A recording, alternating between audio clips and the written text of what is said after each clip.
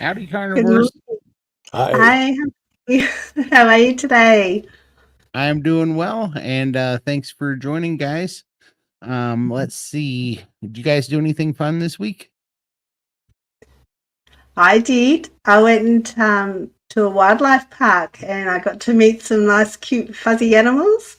I got to cuddle a koala, feed some kangaroos, and saw some emus and lots of birds. And yeah, had a great time. I've got a video coming out probably end of this week to show you all my beautiful Aussie friends. Can't wait to So see it. Fun. Well, yeah, it was a fun day. So I was able to walk around the park. The hip was, not playing up, which was really good. It was a huge park, beautiful day, just amazing, amazing to get out and do something out of the house. So yeah, That is so fun.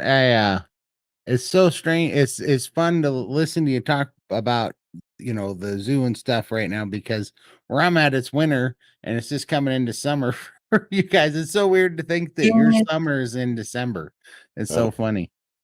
yeah. Well, we've been cooped up in the house. It's been miserable and cold, and I'm actually feeling the cold this year as well. Obviously, there's not as much of me anymore. Right? So I felt the cold. We had to wear bed socks and everything. So I'm hanging out for the summer. It's probably the first summer I've actually been looking forward to, because I'm hoping that I'll be able to cope with the heat a lot better this time around. So I'm sure you will be able to. Yeah. Yeah, it yeah, does. That padding does make more of a difference than you think, and you don't realize it till you lose yeah. some of it. I've actually bought a little summer dress to wear. I've always had these big, thick t-shirts, and so you've got the extra weight plus these big, thick, heavy clothes, because it's difficult for me to find clothes that fit me. But I've actually bought a little summer dress, which is really lightweight, so I just can't wait to wear it. So yeah, it makes a That's difference. awesome. Yeah, that's Mm. way awesome. Let's see here. Well, you got a shake plate this week, Michael. That was a big deal. Yes, I did. He sent me some videos of that, and that's pretty awesome. That thing definitely helps the I the sent legs. him a video with my leg shaking. I said, "Man, I'm really nervous about today's show."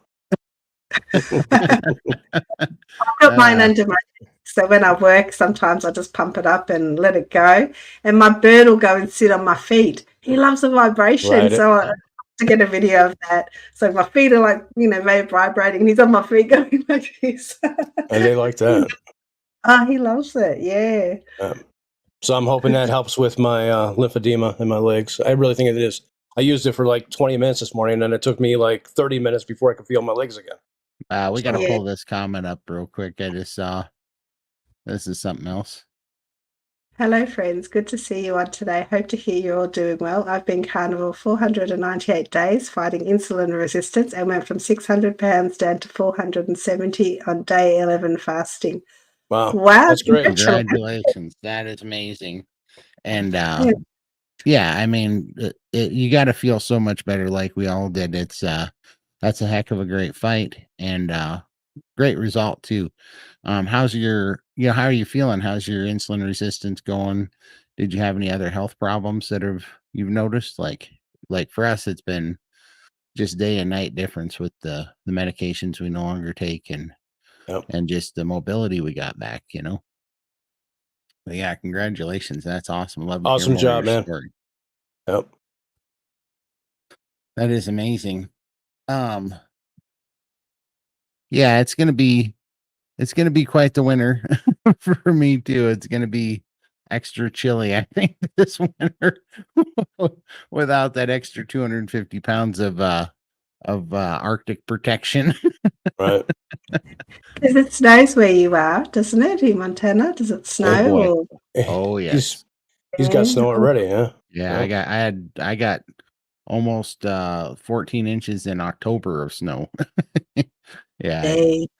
yeah, it gets pretty crazy. Let's see here. You guys, we sure appreciate y'all coming. Hey Steve, how are you doing? I appreciate you coming out.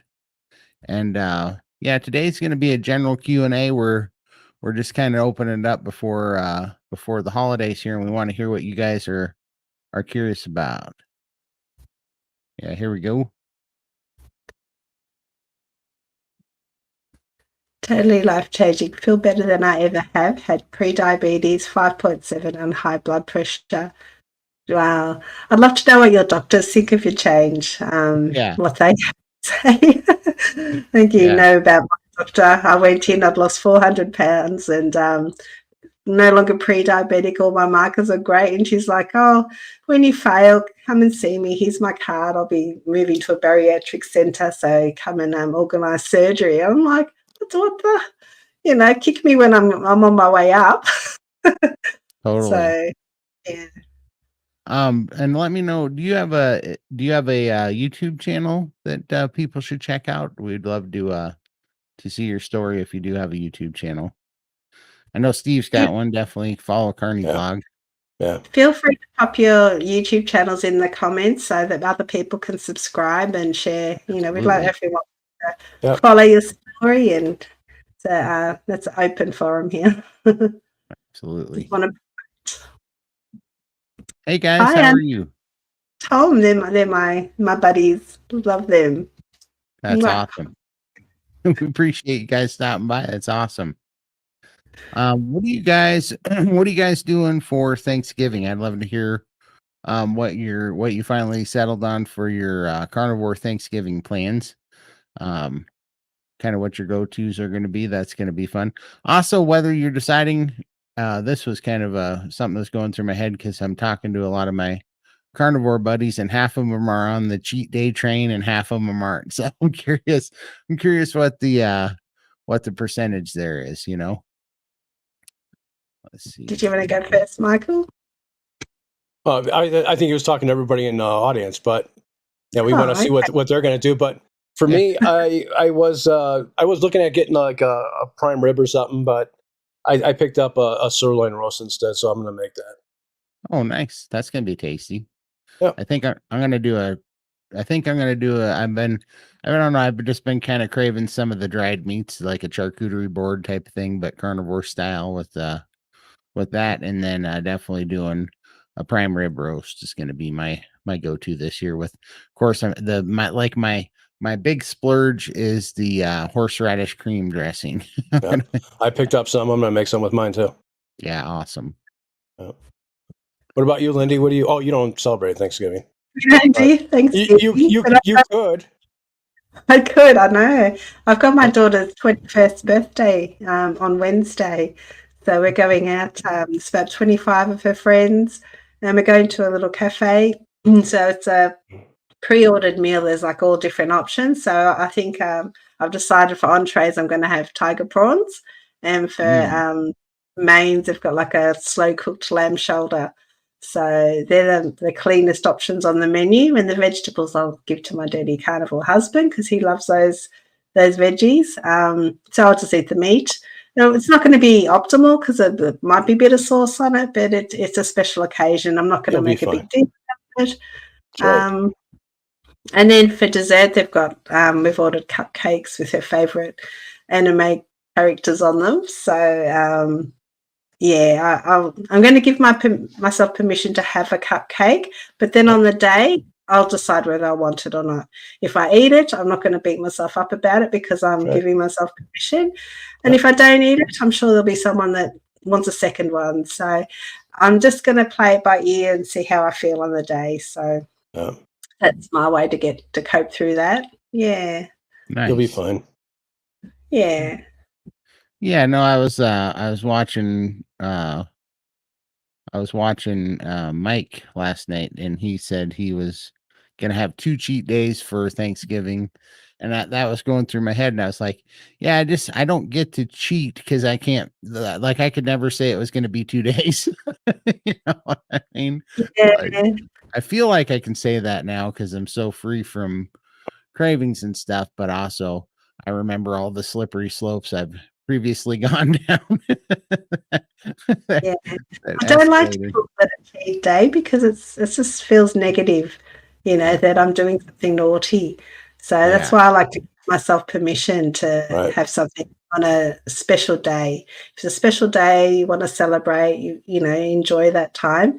And then you're just straight back on the wagon. No cheating or extending that, or leftovers you sent home with everybody else. Don't have those leftovers sitting in the fridge so you can, binge on them for the next couple of days. So, yeah, I don't like that cheap mindset because to me, it's another Right. excuse to extend that binge a little bit longer. So, Right. Yeah, and I actually love I think it's so subjective, really. It's really I've gotten, I don't know, strict enough that now just, something literally I get the same kind of little splurge happy feeling that I might have on, quote unquote cheat day before by, having cheese one day. You know what I Right. mean? Like, or just I don't eat much pork or I don't, for whatever reason, I don't get lamb a lot and I like them. And lamb's definitely not a cheat meal for me, but it's I think you can kind of splurge within the carnivore menu. And because I would be surprised if everybody's taking full advantage of the carnivore menu. I think most of them get like us, where we just find a few niche things that we like, and we just Right. do them over and over and over again. And so it's fun, for me. I think the special occasions are fun just to go out and do something, like try lobster or get some scallops or something, or just play around, but do something fun, Yeah. yeah. Well, I have no idea how to cook prawns. I think you call them shrimps. Yeah. Right. I can't cook them, so yeah, that's what I'm looking forward to because that's a treat for me. It's So delicious. definitely look at that. I, I like the cold ones with the shrimp cocktail ones, but that would be hard now on carnivore. Yeah. So but That's probably the second best ones are the butter garlic ones I like. fried up. Yeah. Yeah, Sauteed. I Yeah. love scallops, it's all salt and pepper calamari. Nice. that would be Yeah. good. All right, here we go. Let's check this out. That's awesome. Insulin 15.5 about 8 months ago. Wow. Getting done on Wednesday. Man, I'd love it if you could share your blood work with us next week when we're up. I get home from trucking. Did you post your channel in the chat? He says he has a couple of videos. No, I didn't see it. It's probably his name. Here, let me see if I can go to there and I'll post that. Yeah, that's awesome. We'll definitely check you out and subscribe. That's amazing. Yeah. Here you go, Lindy. Mate and married. We're on the straight and narrow for Thanksgiving and the entire holiday season. For Thanksgiving, we are hosting the kids. We will provide meat and they will bring whatever carbs they want. Perfect. That's awesome. Yeah, it's a good way to do it. So good. There we go. Cheat day for cheat day. Yep. Maybe a cheat meal for Christmas. Haven't decided. Yeah, and there's no pressure. Just wing it. Play it by ear. And if you do decide to have that treat on Christmas Day, give yourself permission to have it and enjoy it. And then just straight back on the carnivore train after that. So very good. Paul Clark, I'm going to make a turkey and stuffing. It's just one day. Exactly. Great. It's just one day. Let's get rid of those leftovers. Yeah. Chuck them. I posted his channel in all the chats, so you guys can just click on that and it'll take you right to his channel. Show him some love. He's only got a few subscribers. There you go. Meat pie and carnivore ice cream. That sounds delicious. My cheat meal. Let's see here. Is that Dr. Kiltz's ice cream? I haven't had that yet. I will have to try it one day, but I know it's going to be hard for me to modify because I love ice cream. Yeah. Yeah. And Marion Stallings making ham and turkey. Everyone else will bring what they want to eat. I love that everyone brings their own plate. Yeah. And you probably find that they'll dig into your plates because everyone loves their meat and the cheeses and things like that. Yeah, totally. And I mean, it's so funny. They're like, "Oh, you're missing out on not doing the traditional Thanksgiving," and then you bring, like me and my brother eat like the tomahawk ribeyes and stuff, and prime rib roasts and all that stuff, and it's like, what I'm supposed to be sad because I didn't get the green bean casserole. You know? I can have a cheat meal and I'm fine, no cravings and plenty of self-control. I don't want to reverse what I've been working towards. Yeah, it's Absolutely. important to remember where you've been and you look towards your goals. And I find it's really easy thinking about foods and like I think I told you that cookie story where that woman next door was baking cookies and that waft was coming in and I had visions of my nonna, taking hot cookies out of the oven and just that comfort and that feeling. And I just thought, no, well, that was a beautiful memory. But I also remember what happened because I can't eat one cookie. I have to have the whole tray, especially straight out of the oven.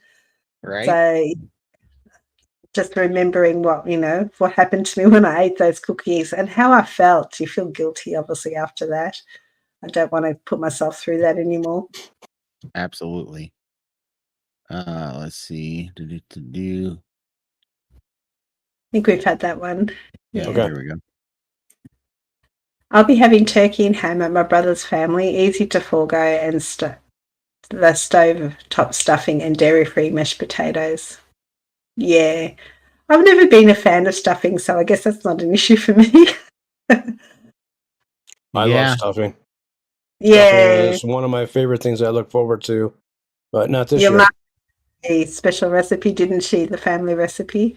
Yeah. This will be your first at your mum's stuffing.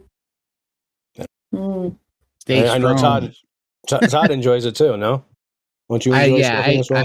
I did used to love stuffing, but it's such a fat kid thing. Mainly because it soaks up all the gravy.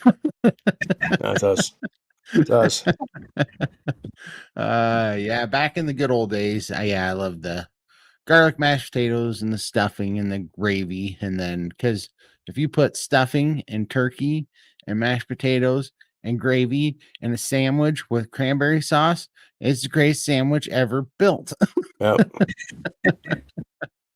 But that's fine because now I eat ribeyes. Right. Those are delicious too.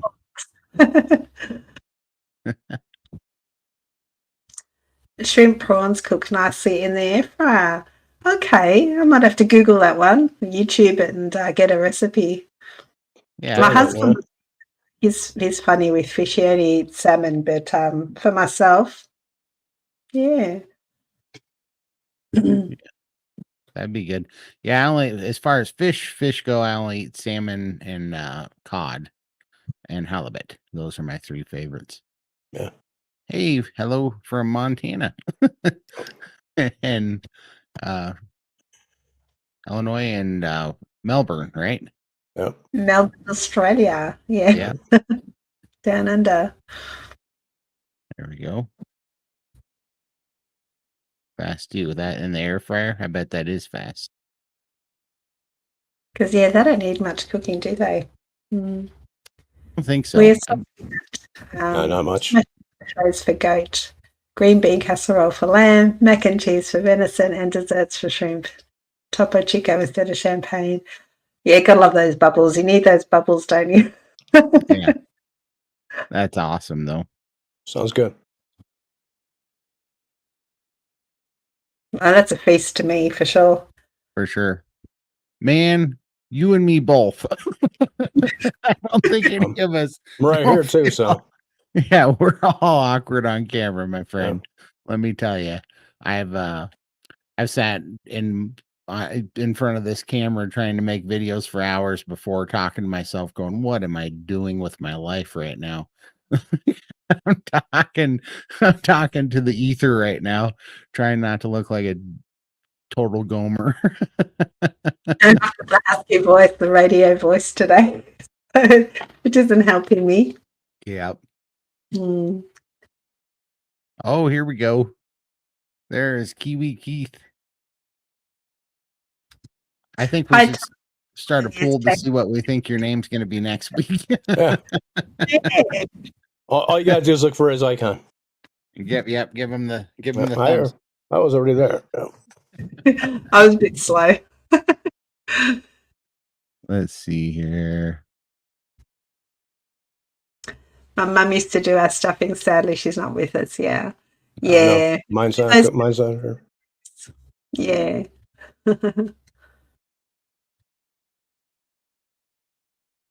Frankie Carnivore Cutler. I am so blessed to have been fixed with memories of Grandma sneaking me bits of beef fat and globs of ghee. So I've sneaked that out over the years, and it made it easy to switch to carnivore easier. Oh wow! Yeah. My grandma used to make, or my nonna, she was Italian, used to make a lot of meats and fish, and she'd use the whole thing, like the heads and everything. And we used to freak out, like, I was like, ooh, is an eye? And never really liked that kind of stuff. I was, yeah. But I guess that's what they were raised with. They don't waste anything. Right. Yeah, Mm. absolutely.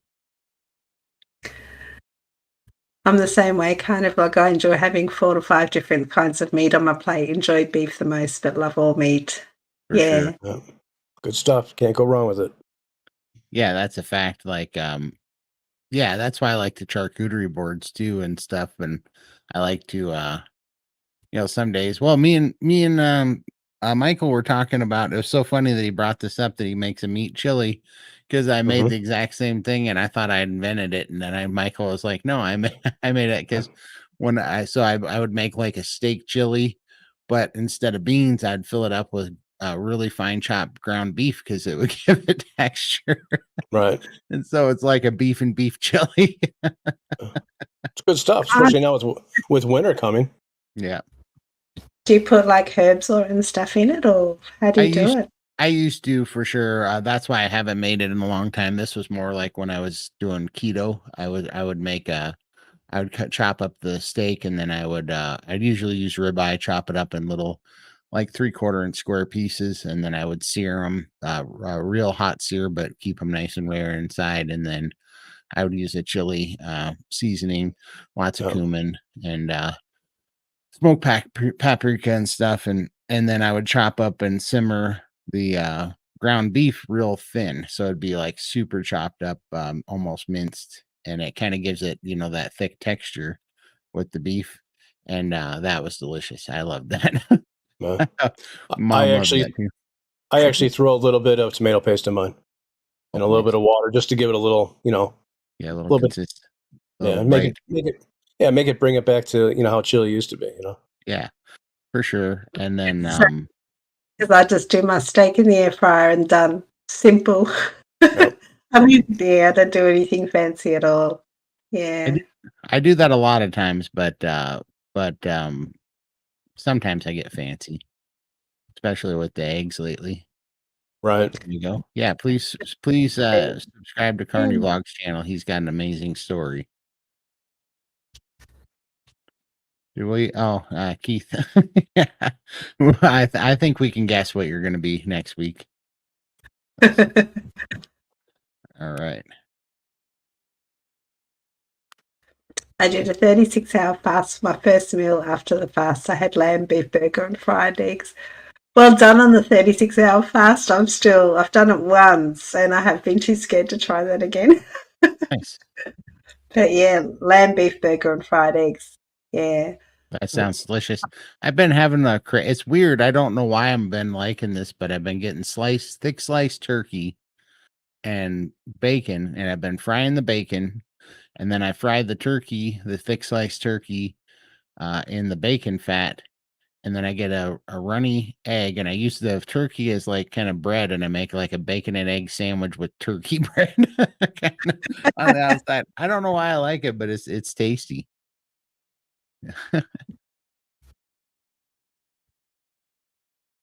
Bigger man, Alaska, swinging through to say hi and drop a like to the stream. Love your stuff, brother. Hey, hi. I appreciate it, man. We're gonna have to get together sometime and say hi. I sure like your videos, man. Yeah, definitely subscribe to Big Man Alaska. Yeah. I'll post his channel in here as well. That'd be Yeah. awesome. Excellent. Comment section on YouTube stated daughter's science book rate stated red meat causes cancer. They're getting the kids young. Yeah, Yeah, that's so sad. the old Yeah. indoctrination. Talking of daughter, my daughter actually rang me last night and told me she's thinking of starting carnivore. Wow. So she's like, Mum, have you got any tips for me? And I was like, she's been watching me. It's my 2-year anniversary in January. So she's been watching my transformation. And now for her to suddenly decide that she wants to give it a go, I was like, wow. It's so big, right? I mean, that's got to make you feel the most proud out of anything, because that's the only, in my mind, that would be the only thing that could make me feel prouder than losing the weight for myself, is if it made your kids have a healthier life, Yeah, so I'm so proud of her. So hopefully, I sort of said just to take it slow up until Christmas because there's so much going on, and then we'll go from that. Maybe just start taking our processed foods and doing it gradually up to Christmas, and then we can sort of concentrate on going a bit deeper if she wants to next year. That's awesome. That'd be so amazing. Yeah. She can help get Dirty Carnivore Scott on the straight and narrow. Yeah, she'll give him heap as well. Yeah, she's always telling him off. Oh, we appreciate it, man. Thank you. Everything in its time, Lindy. I had to let my body tell me when it wanted to fast. Yeah. For sure. Let's see here.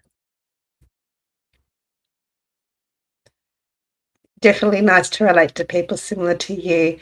I think that's why we get on so well. We share so many experiences and emotions, and we just living like people can imagine how hard it is to be at 6, 7, 800 pounds, but you don't know it until you live it, how difficult a life it is and how emotionally draining, and people will never understand unless you've walked in those shoes. No, so, for sure.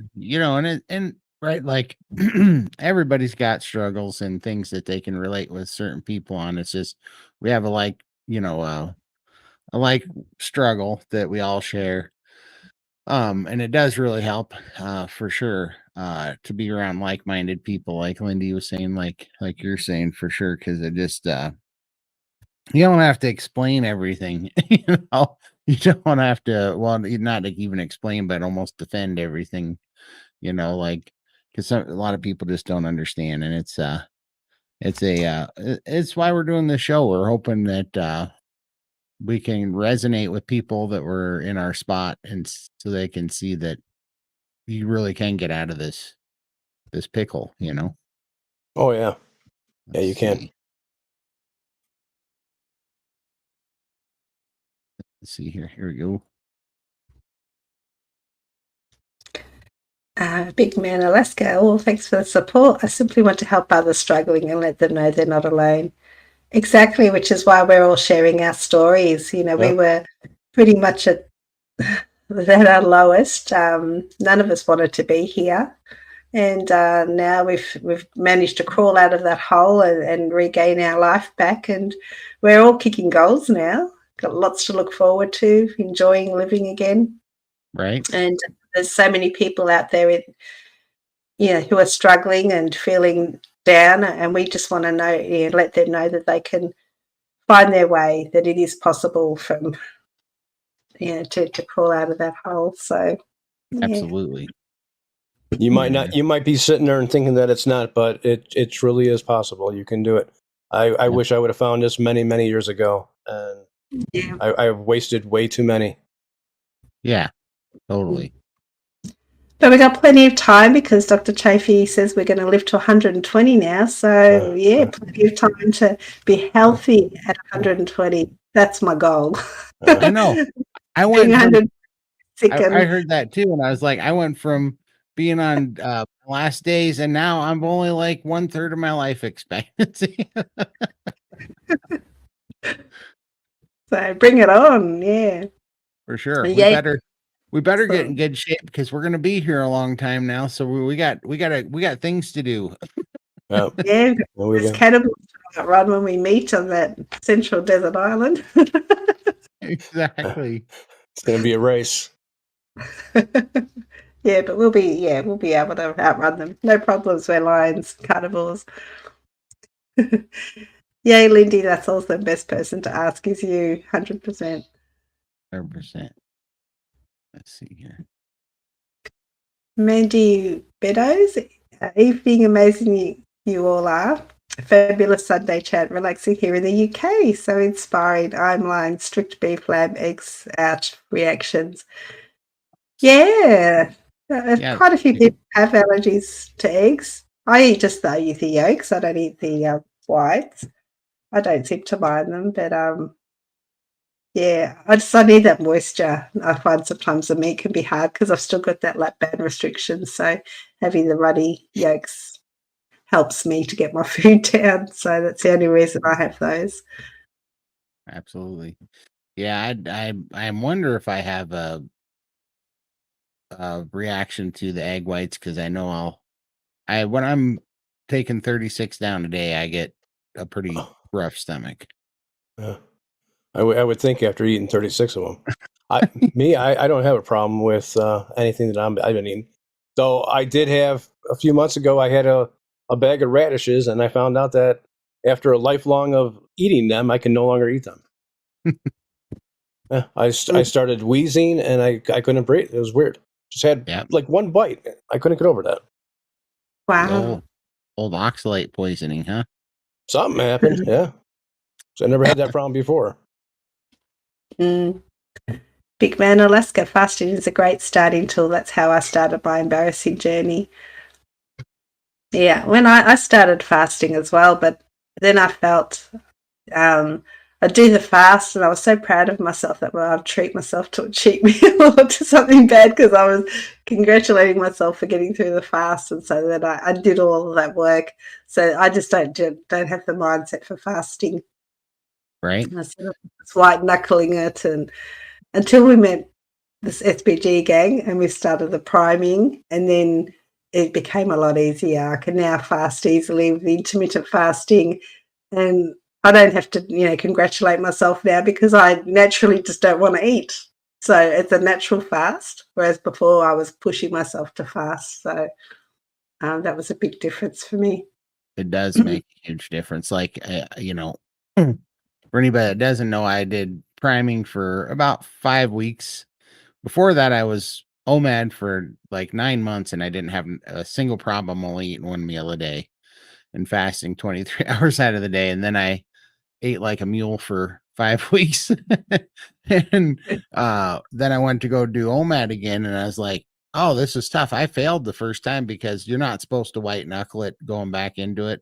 You're supposed to it's supposed to get easy. It's okay to be a little hungry, but not like really hungry. And so I had to go back I had to white knuckle through like 2 OMADs, which was crazy. And so I had to go back and kind of reprime at the time I was quitting 6-year Copenhagen habit at that time too. But anyways, I came back in, and I finally, this time it was much easier.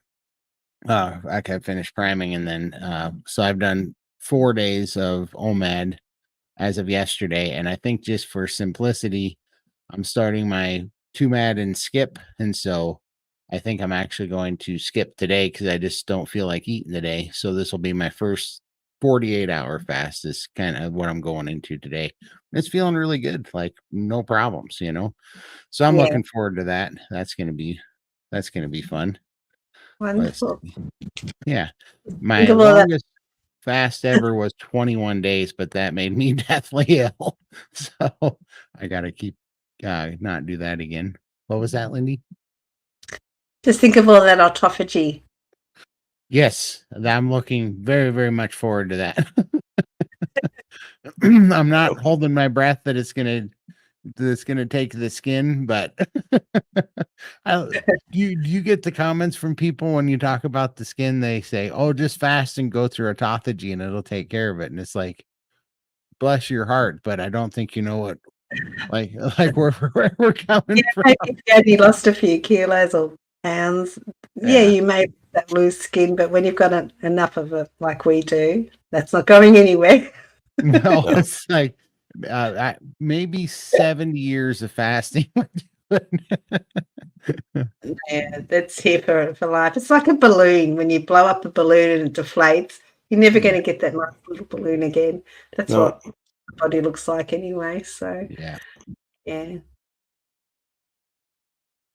Most have no clue what it's like. No. I've never been to the point that some are like Bill in Alaska. I drive semi and have to keep being active. Probably the only reason I didn't get housebound.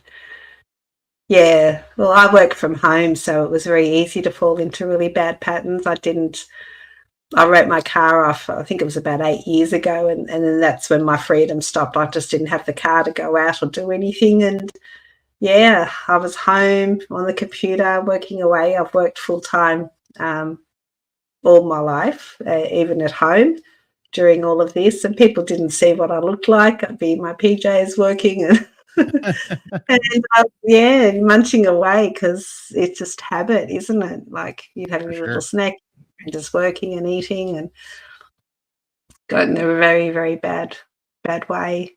So, but that's all gone now. So, Yep. yeah. It's fun to remember those things, how you got here, and just because you have those old thoughts and you're like, man, it feels so freeing to be free from those. Like, it's just, I still see those things, that chair that I was stuck in for a couple of years is like, it feels so good not to be there anymore. Yeah. Well, good Hi, morning. 429 wide awake. Hi there. Are you in Perth? It's probably 4 hours, 3 or 4 hours difference there. So it must be Perth-ish, maybe. Hi, Laura. Hi, guys. We are blessed and stronger together as we encourage one another. Yes. We are. Absolutely. Yeah, we're all one big happy carnivore family.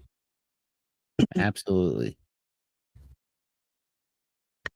Cranky Carnivore Cutler, 19 watching this with 11 likes. Seems to me the 8 of you must have unasked questions. Oh.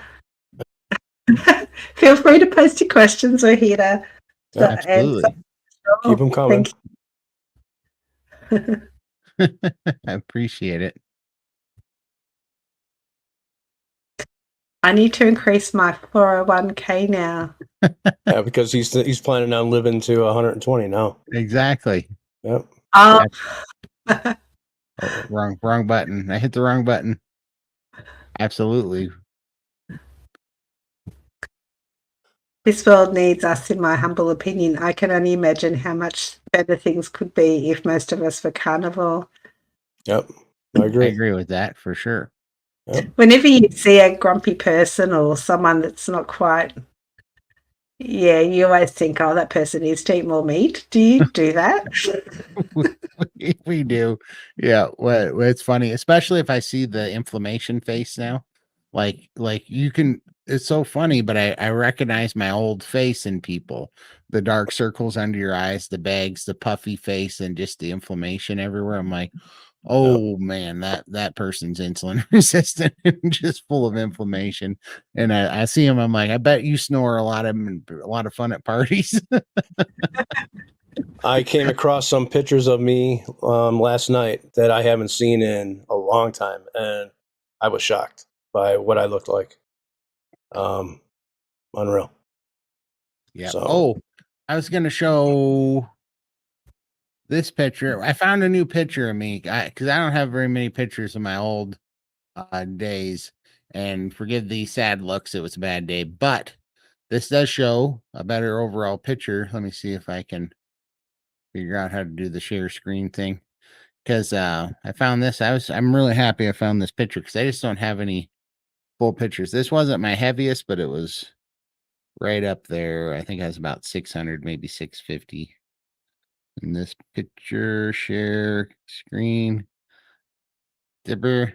There we go. Is that up there? Coming now. Perfect. Wow. Yep. Yeah. I was gonna put that out there for you guys today because I know I don't have that many pictures up there. That's my brother for reference. I was so wide, his arm only made it to just past my neck. All right. Let me get rid of that. but we're going to show that this week. Let's see. Absolutely. Do you get excited when you find new photos of yourself at that size? I do now. I really do. It's so funny because I have so few of them. Yeah, I do too. And then I feel very proud of how far I've come. So I want to find those photos now. But yeah, I stumbled on a few as well. I was like, oh, wow. Because you don't sort of give yourself at that. Yeah. With the ones I found last night, just add more time to how long this has been for me. It added like another 5 years on because I saw the dates on when the pictures were taken. And my timeline was off. I thought it was closer, and here it was farther away. So that was kind of a shocker for me to see that. Those things do rattle you, you know. And just like when you showed me that picture of you younger and wishing you would have could go back there and slap that guy around. I see those too when I go back and I see pictures of me at 24, and I'm like, this guy needs to pick it up.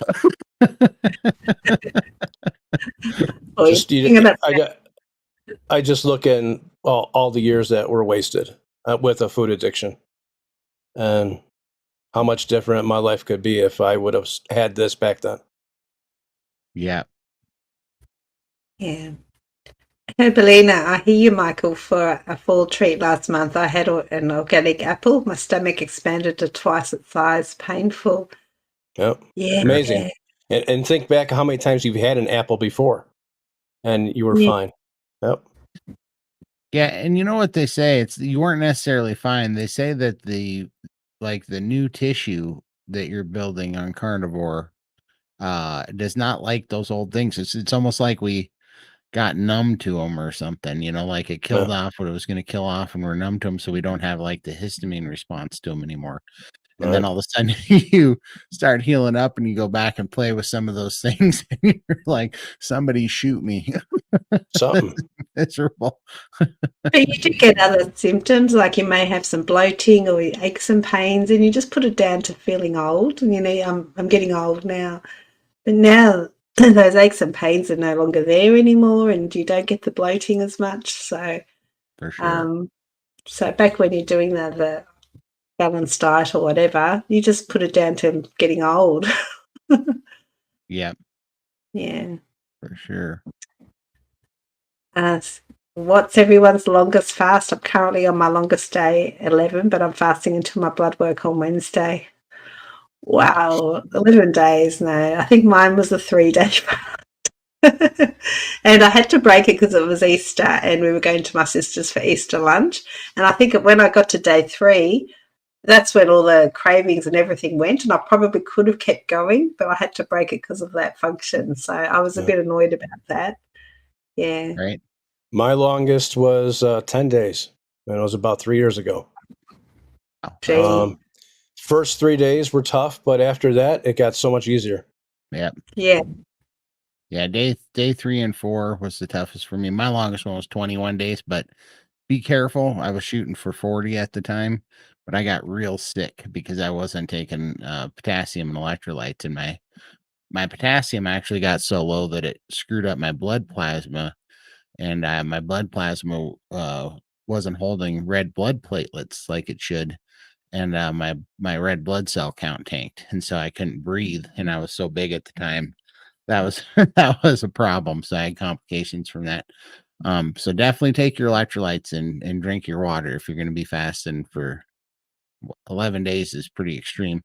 But I think it's totally healthy if you're taking the right electrolytes and minerals when you're doing it. I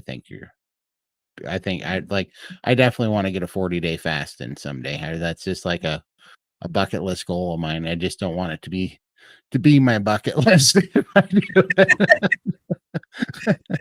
it. Yeah. Stop and Shop, I also heard Winn-Dixie have Shady Brook turkeys on sale for 49 cents per pound.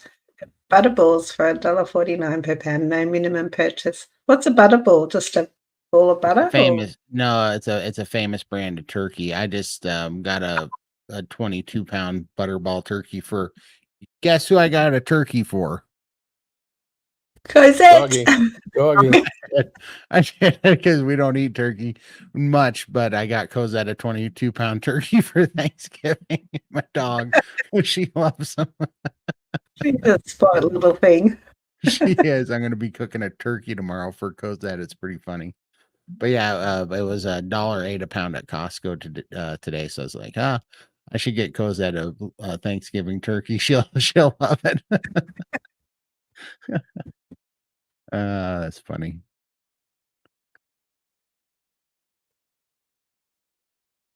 Oh, thank you, Keith. I appreciate it. Let's see. Boo. There you go, Steve. Oh, it's given us a trophy. Yep. I want to go to before I get I am getting skin surgery, but before I do, I want to go to one of those wind tunnels and see if it's like one of those flight suits. I want to see if it shoots me right through the top. If you take off. Yeah, I look like a sugar glider, I figure. There you go. Spread out your wings. Money for those wingsuits, and I think I grew my own, so let's see if I can use it. There you go. Yeah, have you seen those wind tunnels you jump in and you float around, Right. And the big fans that float up. I think I would be killer on that thing. I think I'd win all the records, whatever you do in there for all the records. I think I win all the records if I go in there. That's what I'm thinking. There are numerous people who have had their skin tauten up with a combo of intermittent fasting and exercise, especially during weight loss. There is hope for all of us. Absolutely. Kelly Hogan and Emily Harvo, they look fabulous. They say they have loose skin. I can't see it. But, I think when it's excessive like ours, we will need a bit of extra help with surgery. Absolutely. Yep. I think that's the only reason. Like, if people when I get all this weight off, I'm going to show you a picture of some loose skin, and then you're going to be like, oh yeah, that probably wasn't going away. But no, I do believe that too, for sure. Geraldton, north of Perth, 500 kilometres. Yeah, so yeah, Rich is in Perth. Almost neighbours. There you go. That's for Lindy. Hi, Karen. How are you?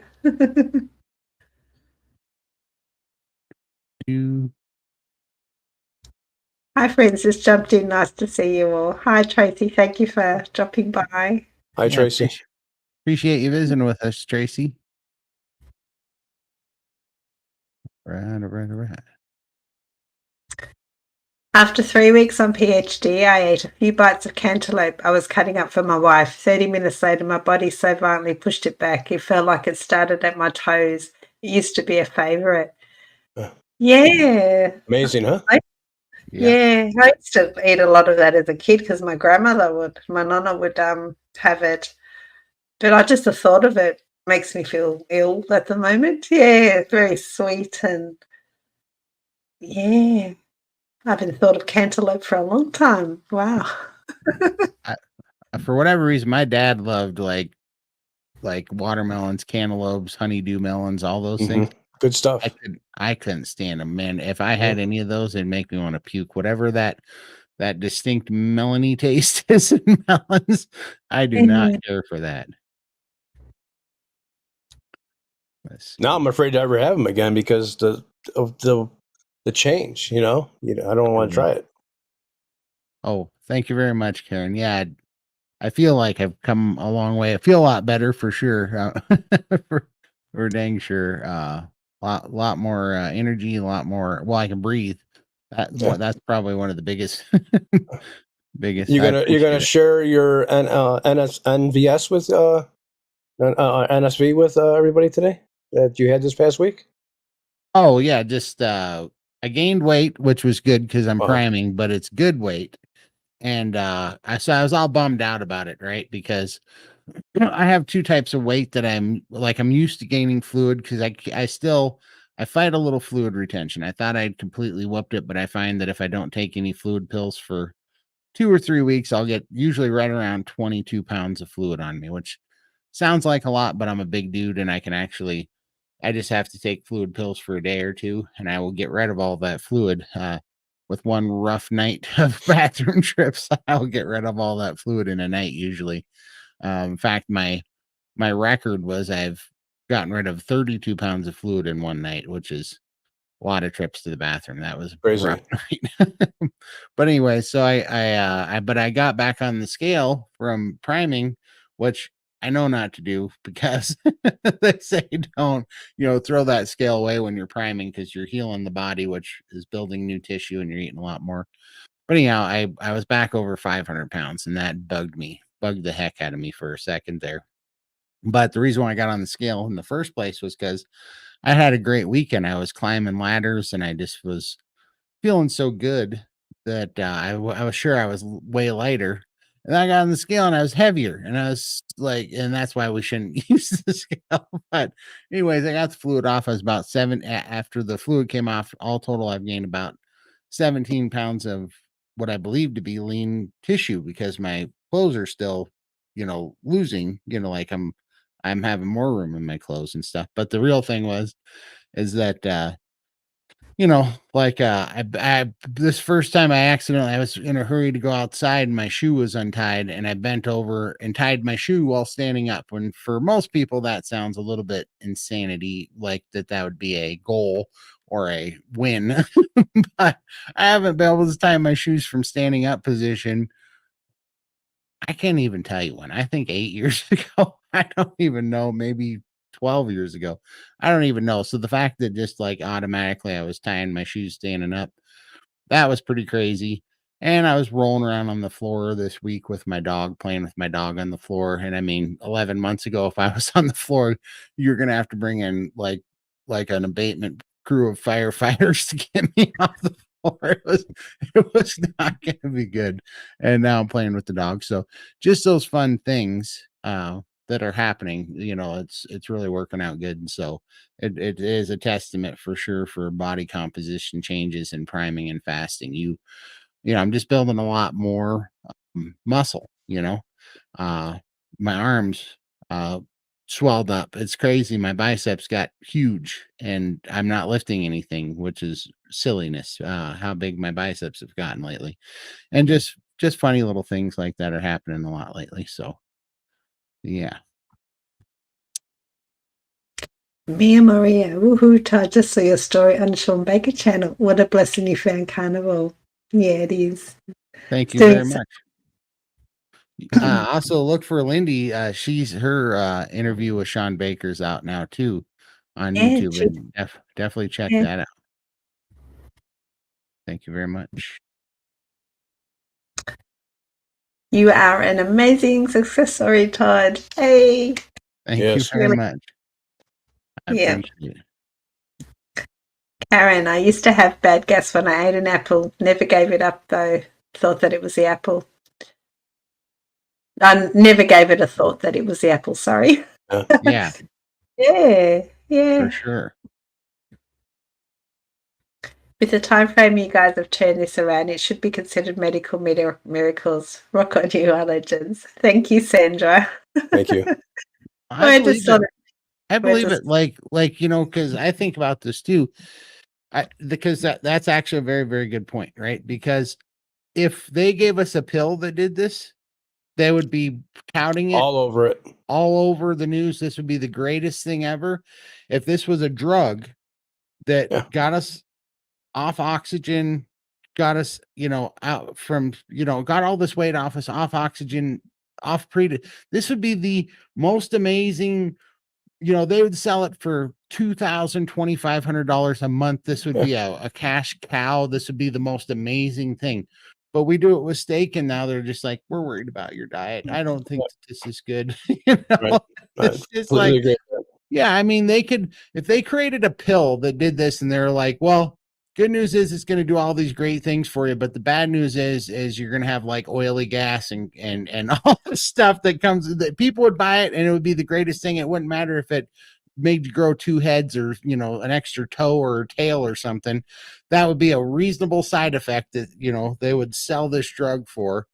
And Yep. it would be touted the greatest thing ever. You do it with meat, and they sit here and tell you that, you know, they're worried about your diet and that they're going to wait for you to fail and all this stuff. I mean, that is a great point. I've thought about that before, you know. But what's even sadder is people are happy to spend $2,200 on the tablet, but they're not willing to pay extra for a bit of meat.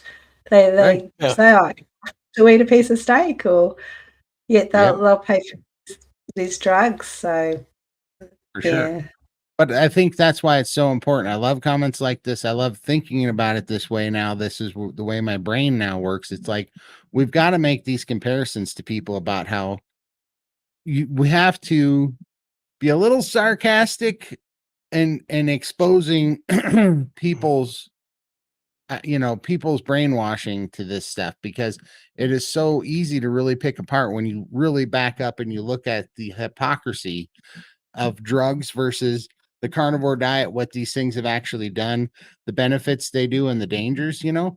Like Carrie at Homestead How, I saw he took my clip from our interview and put it up on Instagram again, but I was talking about how, you know, the number one treatment for disease is prescription medication. Prescription medication is what they subscribe to everybody for all these diseases. And the number 3 killer in our country is prescription medications. Like the number one treatment is the number 3 biggest killer in the United States. It's like, how is, like, you can just look at those numbers and that common sense and know that this system is totally broken, you know? Yep. Yep. Let's see. I feel Absolutely. disgusting. Yeah, I'm so proud of Absolutely. you. Yeah, you're I doing really amazing, try. man. Yeah, Do. I take electrolyte salt crystals and plenty of water. Very good. You're a Yeah. smarter man than I. When I first went for it, I did not do any of those things, and it is Yeah. not good. No. You really need to do your research and make sure you're doing it in a healthy way, because a lot can Yep. go wrong. Yeah, don't just Absolutely. jump into these things. Tracy Kinsel, I started eating 2 dozen eggs and about 3 pounds of bacon every week with steak. Now I have cholesterol bump on my eyelids. Any thoughts? I'm trying to. So you're eating 2 dozen eggs and about 3 pounds of bacon every week. I was thinking that's a good day meal, because I was trying to do that in about a day. So I don't know. I mean, I think, wouldn't you think that, I don't know, I guess we'd have to ask that to somebody else. I've never experienced that, but we'd have to ask one of the doctors, I guess. But cholesterol bumps, like, where, like on the eyelids or the eyes? Did you say the eyelids? Have you guys ever It's had probably those? No, big I never had point. that. Happening next week. We've been given permission. I don't know if you've seen the WhatsApp. Oh, So there we do go. you- It's a good Yeah. Then it's go for it, Lenny. Give them the exciting good news. next week on our show. We will have the pleasure of having Steak and Butter Girl, Emily, or Coach Emily Havo, and Coach Raymond Nazon on our show.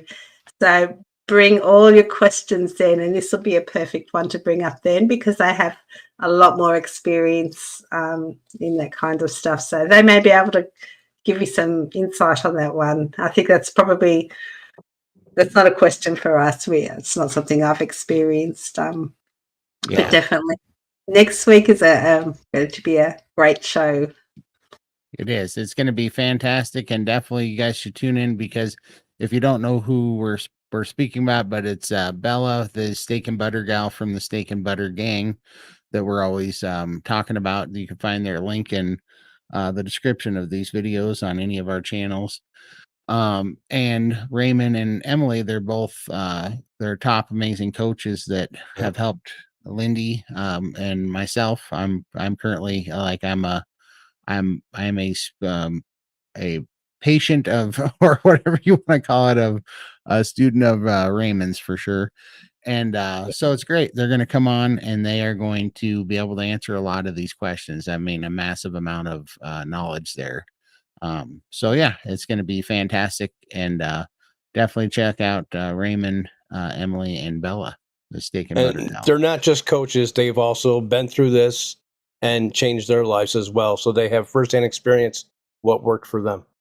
Absolutely, very And it's exciting. open forum, so any question is open. It's not just about priming or feasting and fast. It's for any questions. If they can help, they'll definitely be here. Yep, that will be amazing, and it will be next Sunday on the 26th, I believe that is, and Yeah. I think about this same time we're going to be advertising it for sure, but it'll be about the same time for sure. So For Sandra, it'll be our Monday morning. Diane Craig, Dr. Berry says you shouldn't fast more than 12 hours before blood work or your results could be falsely high. I've actually heard that as well. So, true. yeah. I know your cholesterol numbers will be falsely high. That's a given. That I should happens be. in 13 hours. So Yeah. Yeah, I just had blood work done this week, and they told me to fast from 12, and I think they came out like 8 in the morning, so that was like 8 hours. So I should be getting my results back next week. nice. I think Dr. Chafee also says no extreme exercise for the 1 or 2 days beforehand, no sex, anything like that, just to avoid. So.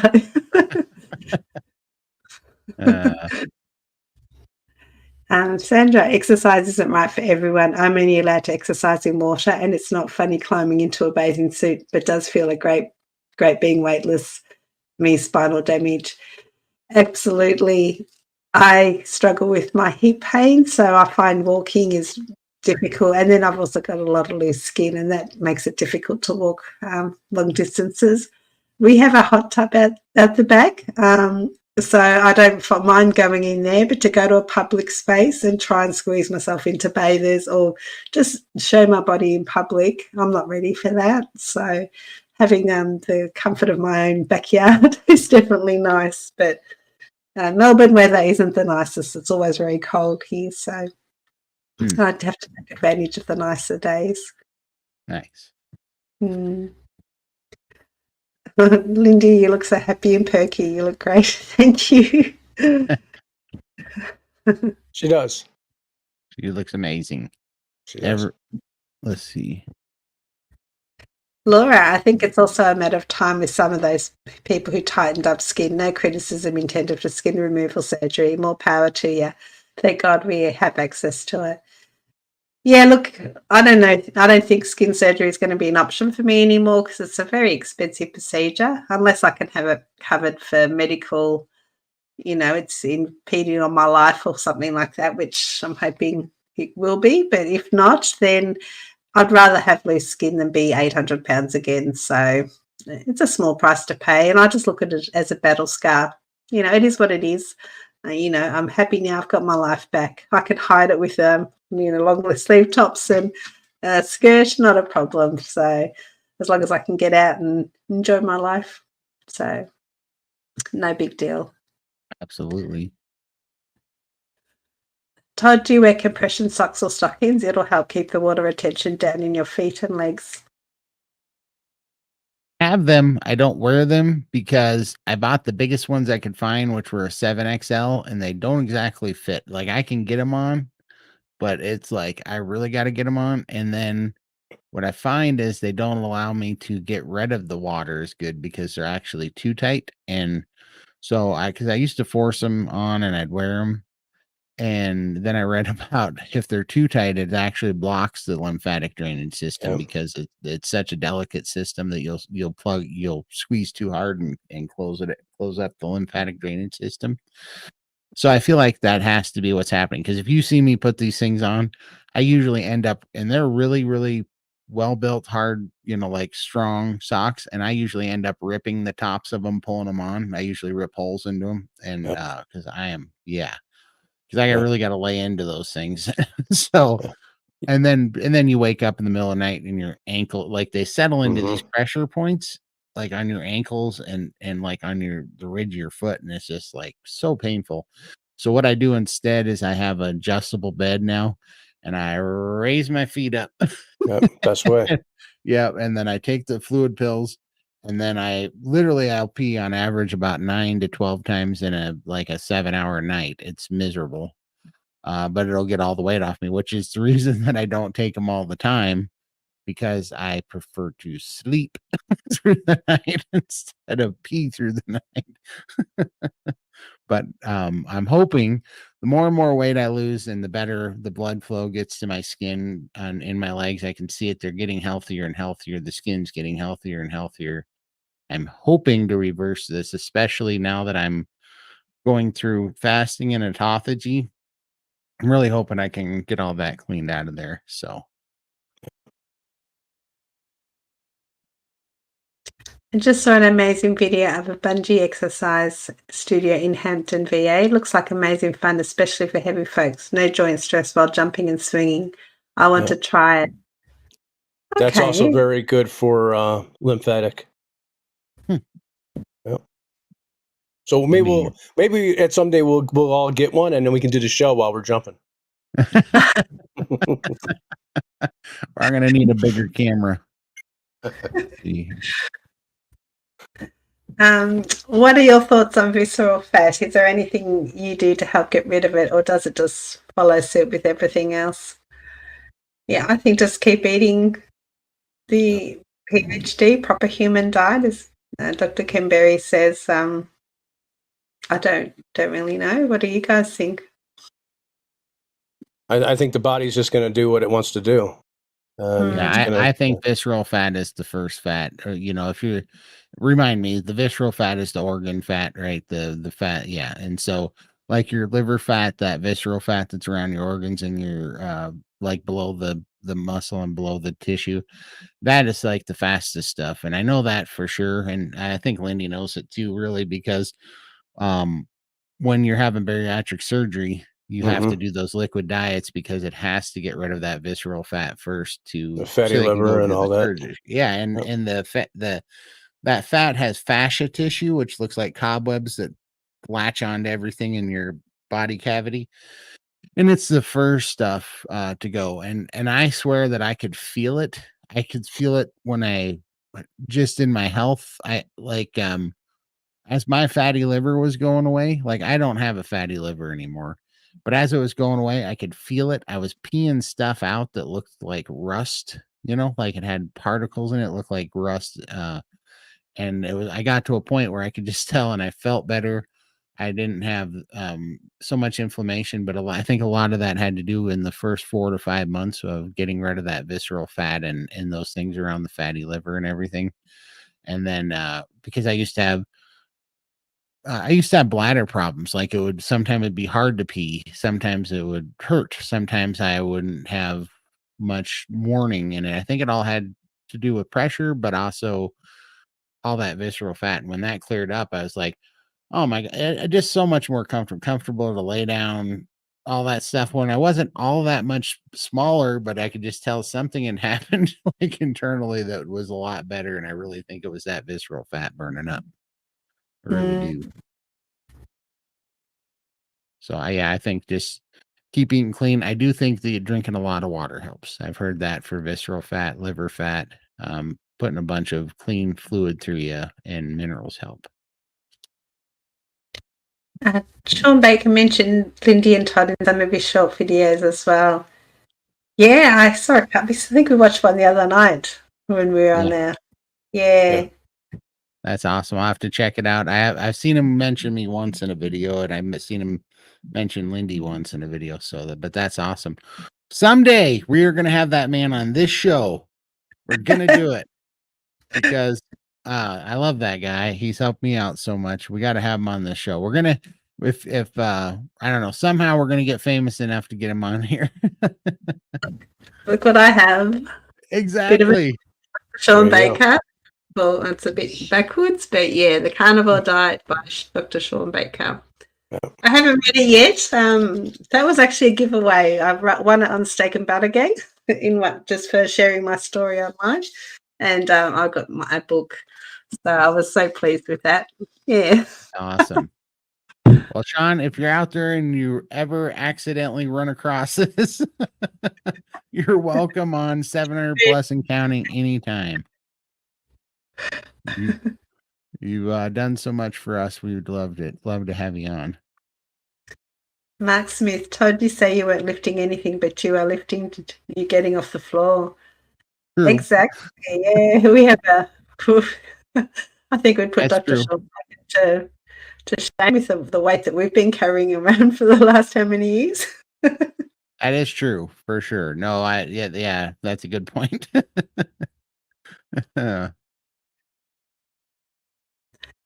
Kiwi, the carnivore, like Coach Emily sometimes says, the scales are a soul sucker. Get rid of them. I still have mine, but they don't rule my world. Might weigh once a month. Yeah, haven't they been saying divorce the scales? That's been their latest saying, divorce the scales. Yeah, I'm on board with that too, for sure. Yeah, I agree. Hate that thing. I am excited though. I do want to find a scale like you got, Lindy, that'll show body composition, like tissue. I'd like to I'll see. have to find that link and pop it in the chat for you.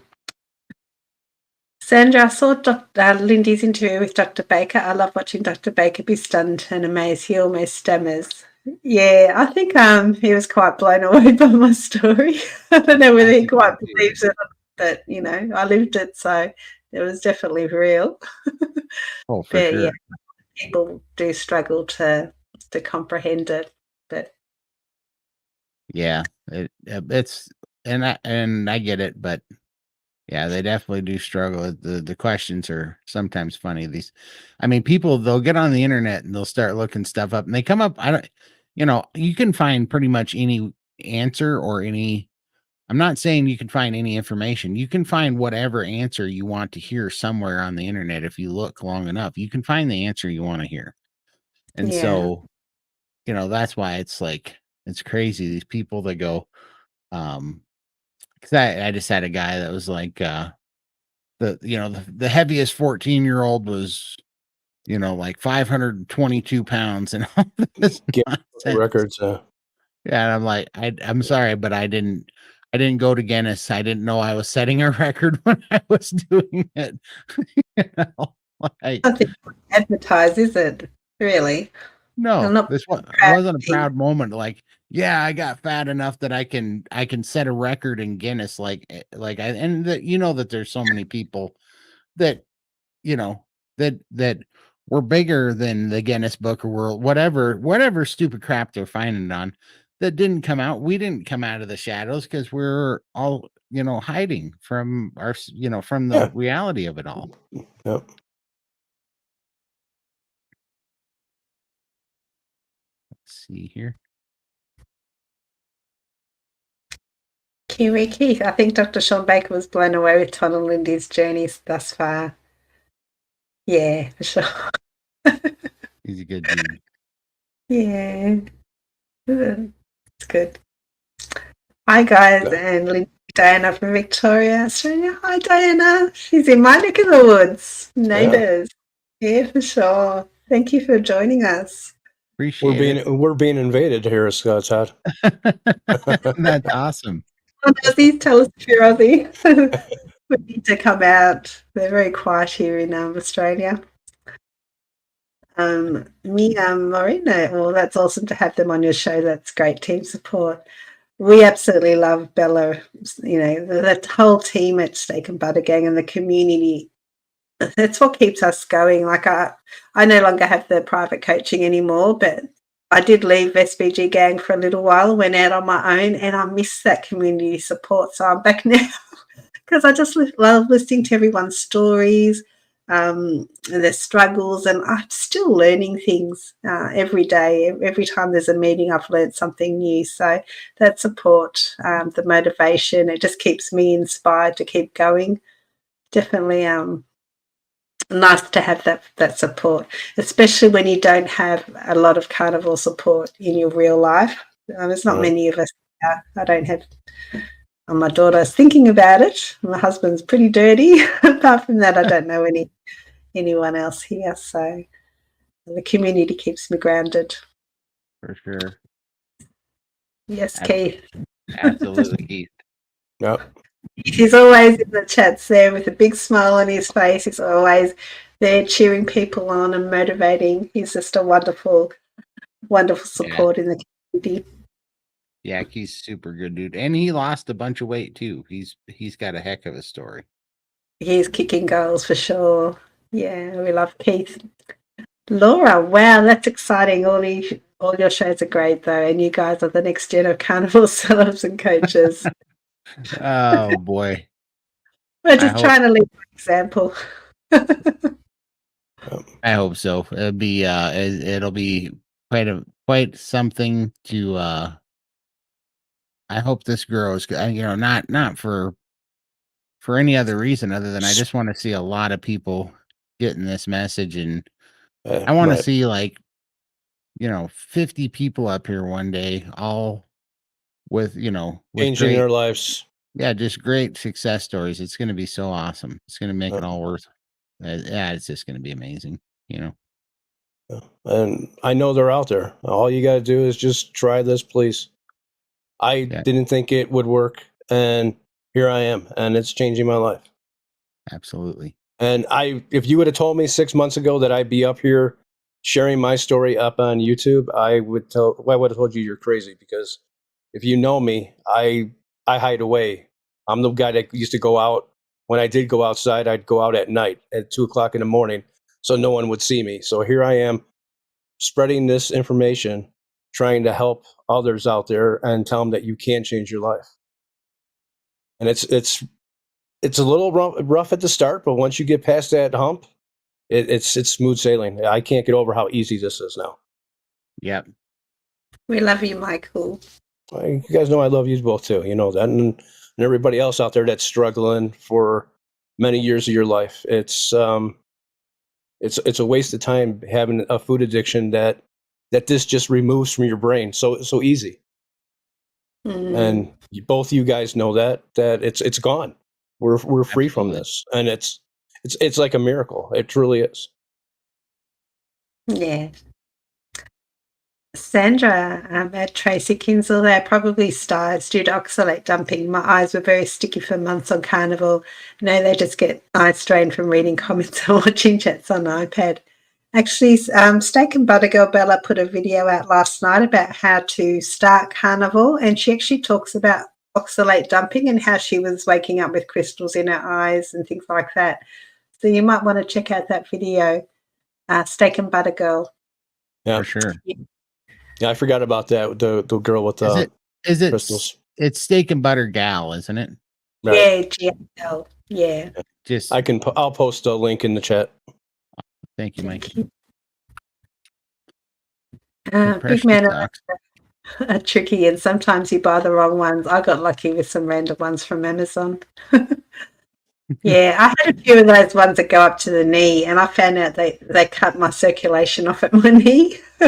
So then I was told to buy the full pants ones, like full pants. But when you've got a large belly of hanging skin, there's no way you can pull them up. So it's like having a workout, just trying to put these stupid things on. But yeah, I know putting your compression socks on is also a resistance band workout. It is, yeah. And I can get them up over my legs, and they feel amazing when they're on. But I can't walk, because if I walk, they just fall down because my skin just pulls them down. So if I'm sitting down, it's okay for my legs. But yeah, walking around, I just can't keep them on. But back in 2002, I got custom fitted ones that went all the way up to my chest. Wow. Okay? And I would need a team of people. How could they expect me to put these things on by myself? There's no way. Right. Because they're so tight, and I mean, you just struggle to get them on. Yeah. It was crazy, you know. I needed you guys there to help me. Yeah, no joke. No, right. Yeah, it's comfortable. Yeah. Yeah, we don't have the bodies for compression, unfortunately. They don't come in our size and make it easy. Yeah. You feel like you need like a big balloon thing that you sort of put on, and then you suck the air out and it compresses. Why can't they, do something like that? Well, they do have that. They do have the compression. I do have that as well. but they don't fit me no more. And I had those were custom made for me as well. And then I've later heard that those really are not good for you. So Is that like the Lymphopress and those kind of machines? yes. Yeah, I've seen those, but they wouldn't come in my size. Yeah, maybe. They make them custom size. That's how I got mine. Yeah, I think they're in America though. Here, I haven't found anything. I haven't really looked into it because we just don't have the budget for it anyway. So, but I think my fluid isn't as bad these days. Like it's behaving. Like occasionally, like I put a little bit of fluid on, I can feel it as the day goes on, but it's not extreme like it was before. So definitely much improved. That's a great question. Like, how long do you think that it, like my fluid came off fast, and I thought, well, I don't know, it came off fast, but then I had this hard tissue on my legs and on my belly, on the front of my belly. And then that took 4 months for that to soften up and all go away, And then I no longer get fluid in my belly anymore, and I no longer get fluid in my thighs anymore, but I'm just left with it on my calves. I still get fluid in my calves. And so how did that get better with you after a year or two, or? Yeah, probably the last 6 months I don't have a lot of fluid, but I've still got creases. You can see where the fluid was. Like I was so big, I actually have creases, and they're still there. And I still have like just above my ankles, it goes sort of out. The hard tissue just around my ankles at the top, and then I got little feet. Although they used to swell up as well at one stage, but that's all gone now. Like I can actually fit into shoes. I had to wear slippers all the time because I could not wear closed toe shoes at all. I just couldn't get my feet in them. And I still have a pair of sneakers there. They're Skechers, which is a nice brand. I can't even get my feet into them. They're a size 11, women's 11, and I cannot squeeze my feet into there. It's like they're just too big, yeah. So, but I've now got a pair of sneakers. I was actually able to go out to the shop and buy a pair that fit. So, yeah. But I find after wearing them, my feet get really sore. It's like they must swell up inside the shoe, and then they start to ache. And then I have to take them off. So I can only wear them for a few hours at a time. Wow. So still much better than it used to be. Takes time. Sandra, I just bought a smart hula hoop like Harry on my metamorphosis, hoping with the weight being attached to a fitted hoop it won't hurt my spine. I think I've seen those on Facebook. Have you seen them? They've got like links and you can put them around, and then there's like a string with a ball on it, so if that spins around, it's spinning. Yeah. I'd need I'd fall over. I'd fall over. I would need a lot of extensions. Yeah, that's what I was thinking. I wouldn't know how many to get. We've actually got that. Do you remember the old Wii? I think it's a gaming console. Yeah, totally. And we bought one just off eBay a few months ago because I still love playing on that. And then I got too heavy for it because it's 150 kilogram weight limit. Yeah. So we end up getting rid of it. But I can use it now because I'm now down to 130, so 129 I think this morning. And I can actually use it. And on the Wii Fit, they've got a hula hoop little app. So you stand on it and you've got a hula hoop and you've got the TV guy and he's like, you got to try and keep the hoop up. And if you slow down, the hoops go down. So you need to speed up again. That's a bit of a workout. Oh, for sure. Yeah, I remember we had one of the first ones too, where you did the boxing thing and you sit there and box and until you about fell on the floor. That's a great exercise. It is. Yeah. It really is. Yep. I'd knock myself with my bat wings, knock myself out. Right. Okay, Ricky. Have you all had any major concerns with carnivore so far? And if so, what helped keep your faith in this way of eating? I guess right at the start, just keeping consistent. Yeah, not obviously the diet wasn't the problem. It was me just getting my head around it. That was really my only thing. But now I love it. So Yeah. just For me, it was the start. That was the hardest thing for me. Like I said, 4 weeks plus, getting over that withdrawal from the carbs and the sugars and all that. But after that, it's simple. I haven't had any struggles at all with it. Todd? Yeah, I mean, for me, I was kind of thinking because I was running my brain there so first of all, I went the first thing that gave me faith in ketogenic diets was that I accidentally went into ketosis and I felt it firsthand, and I felt the difference that it made with anxiety and stress was the first things that I felt on it. So I already knew that there was something to it. But then for the reason that we're doing this show right now is because I was looking for people that were 700 pounds that had lost the weight, and I couldn't find anybody that had on carnivore. So I believed in carnivore. I believed in ketogenic diets. I believed that it was the best chance I had. And I believed that it was the proper human diet, but I also didn't think that it could work miracles. Like I thought I was going to need a miraculous miracle, which, and I did. And as far as I'm concerned, um, carnivore was my answer to prayer. So, and it was my miraculous miracle. So, that gave me a lot of faith in it. And then the last thing that gave me faith in it was when I met Lindy, and I was like, she was my example that it does work, and so to keep going. So that was huge because I'd made it pretty far, but of course I was still wondering because I think I was 8 months into it, maybe 7, 8 months into it when I met Lindy. And so I was trying to think back when I first heard of her, and she commented on one of my videos. And so I was like, yeah, this is working, and that's where this show came from, was because she had this kind of the same experience. She was looking for somebody that had come back from 800 pounds and didn't see it. We weren't seeing people that were representing our level of you know uh how much we'd gotten ourselves in trouble. We didn't see people coming back from our side of things. And so yeah, that just gave me immense amounts of faith in it. So, oh, look at this. Lindy. thank you, Stephen. Thank you, Steve. Thanks, so Steve. much. Oh, That is wow. amazing. Thank you very much, Steve. There he Thank is. you. Howdy, Yeah. howdy. Hi, Cheeto.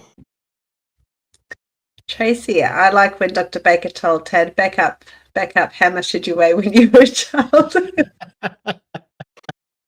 That was funny. Yeah, I didn't realize I was blown by it at the time. Yeah, he put the brakes on me for sure. That's funny.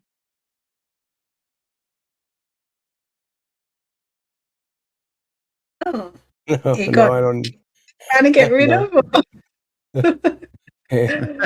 He must have just had a litter.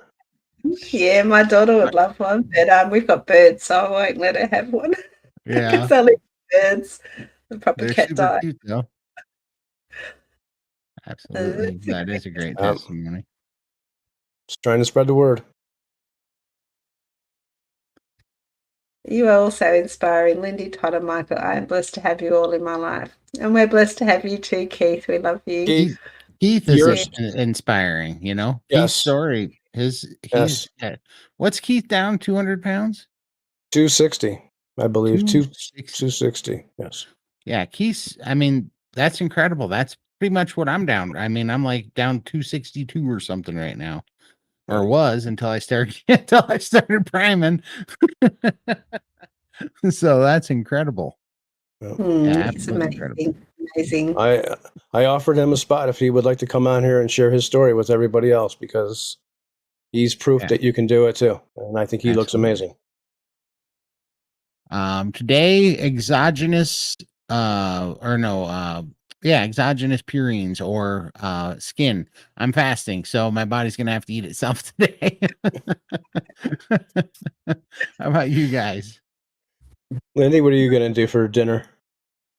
Well, it's only 8:30 in the Oh, I morning know. here, and I'm going to put a roasted brisket in the oven later.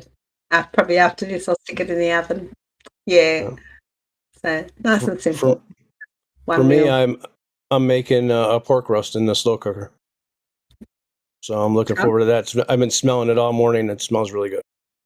Show me. That looks delicious. It looked like you seared it too. Yeah, I did. Nice. Well seared. It was really delicious. Taking it out of your book, how to do that. Hang on. Where's our invite, Michael? Hey, open invitation. What we need is that beam you up Scotty thing from the Starship Enterprise. Teleporter. So that we can teleporter. That's what we need. And so we can you're the engineer, you better get on that, man. What are you waiting for? And have to did you ever this is off topic, but do you know that, remember back in the day, the Motorola flip phones? Mm-hmm. Yeah. That guy got that idea off of Star Trek. He did. He told a story about it. Yeah. I was laughing about that. Yeah, he built those off of Star Trek. Oh, sorry. We skipped this one. New York strip and shrimp. There you go. That sounds good too. Sif and Tiff. Making it hard to fast today. Sandra, I still have my hospital compression for my spinal surgeries, but I was really skinny then. But I reckon the hospital ones are the best. It's not so tight. Befriend a nurse. Oh, I don't know any nurses. Yeah. I don't know either. Steak, eggs, and beef burgers for me, simple but delicious. Absolutely. Yep, good stuff. This was a bad idea to start this trend on Todd's fasting day. I can tell you that right now. I forgot to go cold cube butter. Yum.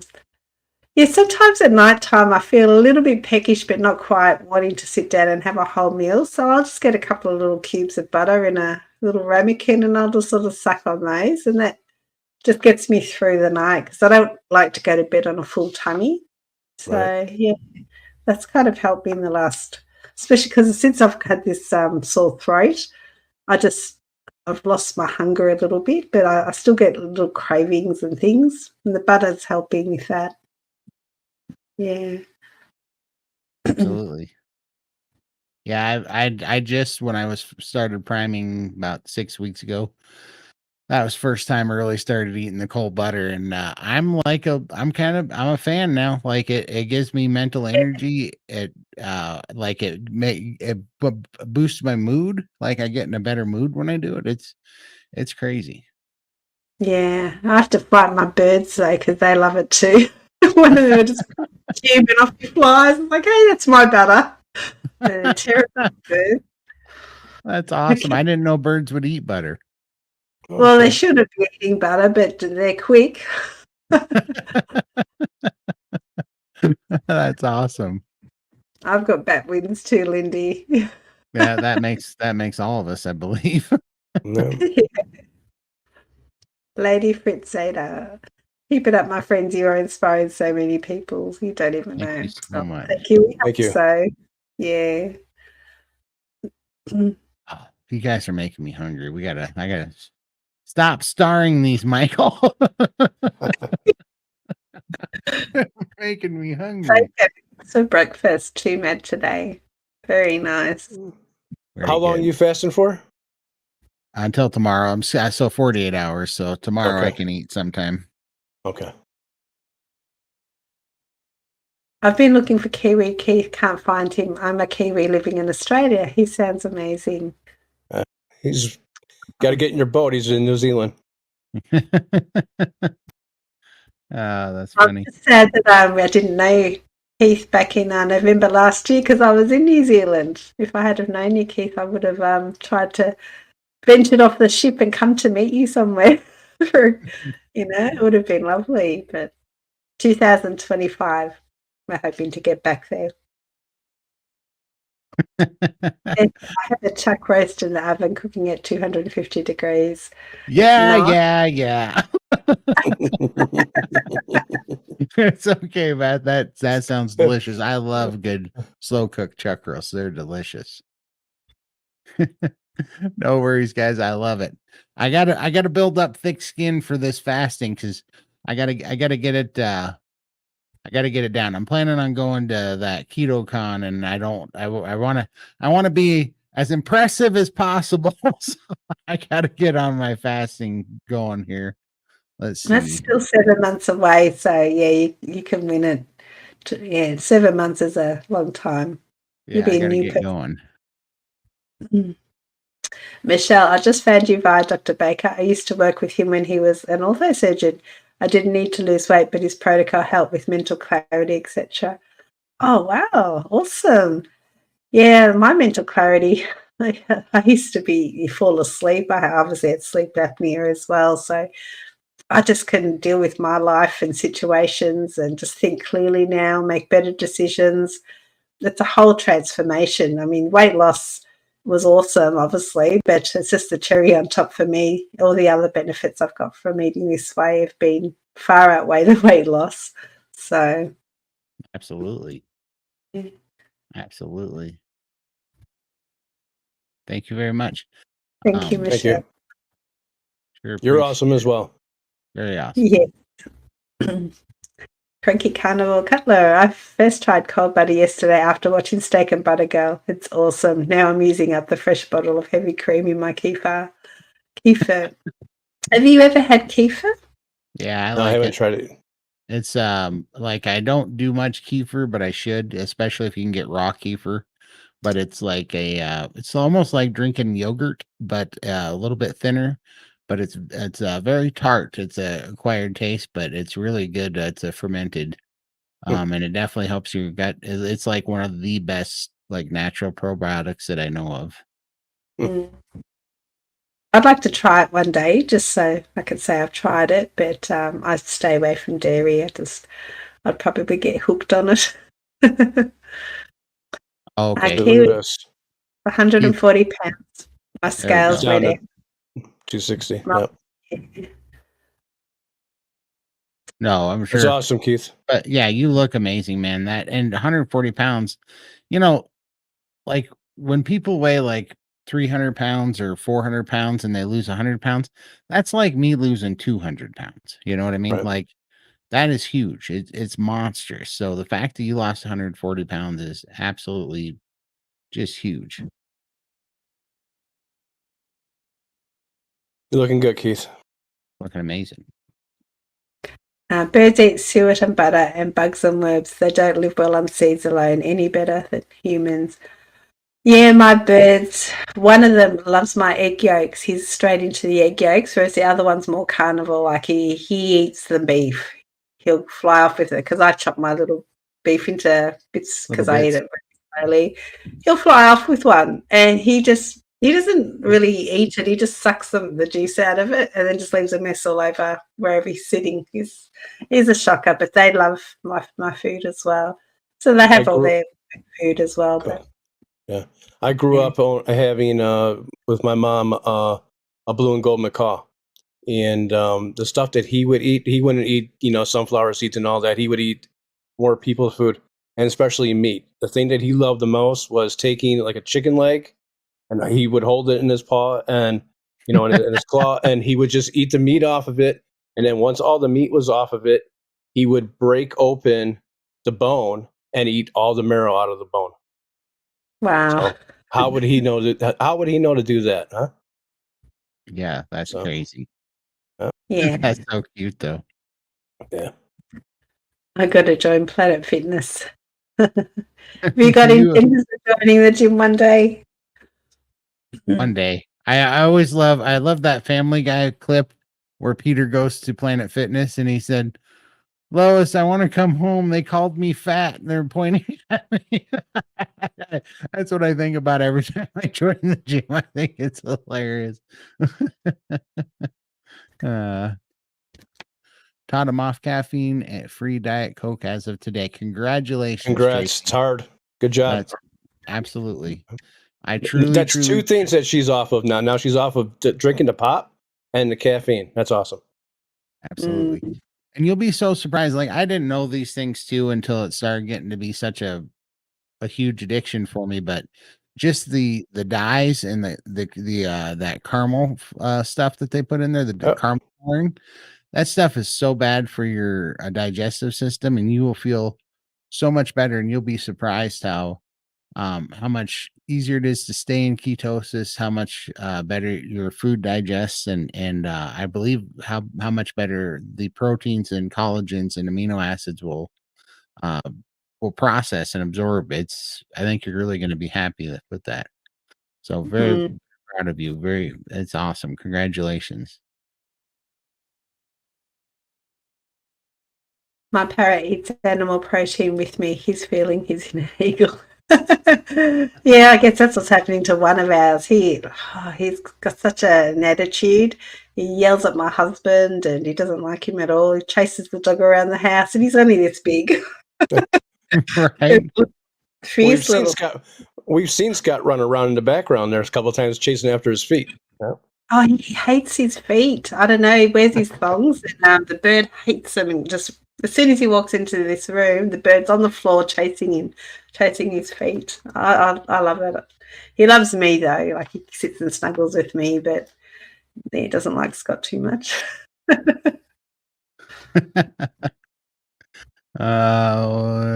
Tell another funny story. I want the Oh, exercise picking up over your plain story. Still chuckle when I research it. Yeah. Have you got let's see. today? Let me think. Yeah, let me think. I've got a few to pick from. Let me think which one, but I'll tell one for sure here in a little bit. Um, yeah, in just a little bit. We'll end the show today with one. So Yeah. I'll definitely put one in there. We give away the story too soon. They're all going to leave and wait till next week for another one. So we got to make them hang on to the end of the show. Let's see here. I let my raw milk ferment for 3 days and it comes out thick with zero lactose. That's awesome. And so that's how it's made then. That's awesome. Mm. When you say ferment, do you have to add a mother to it or anything, or does it just do it on its own? Like, do you have to add an enzyme to start the fermentation, or does it just do it?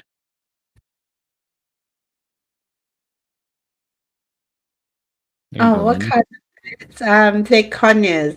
Conya. Yeah. They're very sweet. Yeah, I don't think I have a Skittles is picture. I think my profile picture I've got one on my shoulder. But yeah. Skittles is so cute. I love that bird. His little Yeah. eyes are so sweet and happy. I just love looking in that little dude's eyes, and the colors under his chest, or that orange that he's got on there. That's a pretty Yeah, he's got a fantastic red color. heart. He's a yellow-sided conure, so he's yellow with a big red heart in feathers. But we were having a talk the other day, and Skittles was trying to eat the camera, so you could see his little tongue licking the camera. Yeah. That's It's so cute. big. Yeah. Bird tongues are so awesome. They're so funny how they a little ball at the end, you know? Those things are so cute. Yeah. I do my best, Keith.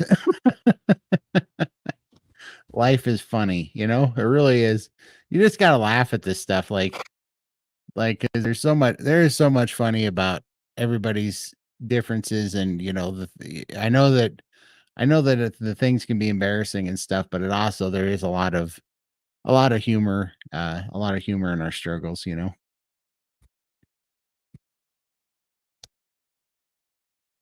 Let's see here. I've killed so many kefir grains, but I'm pretty sure I have some still in the freezer somewhere. Okay. So is that what you use to ferment it, is it? Or I think so. I think that's what he's calling kefir grains. I think he's saying that that's the enzyme you start with to start the culture. I think. yeah, No, nothing. he's coming up. That's It's just Sandra. That's yeah. You just gonna tell us a joke? keep going. Okay, he's got it here. Sit down Sit and down and order. order drinks.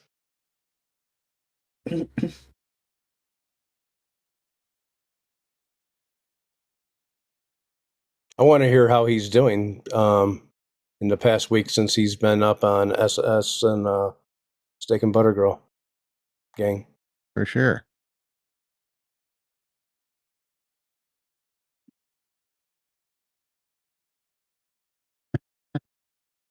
Now we put him on the spot. He's got to type faster.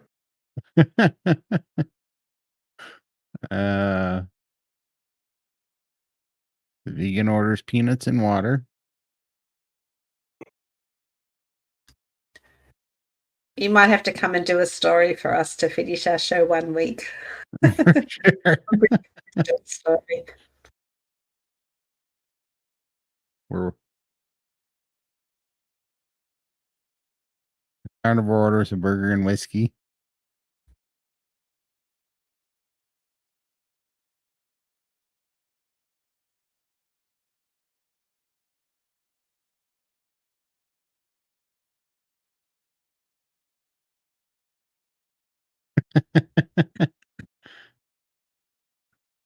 The omnivore already ate. Already ate. Fair enough. All right, let's see where that's a good one.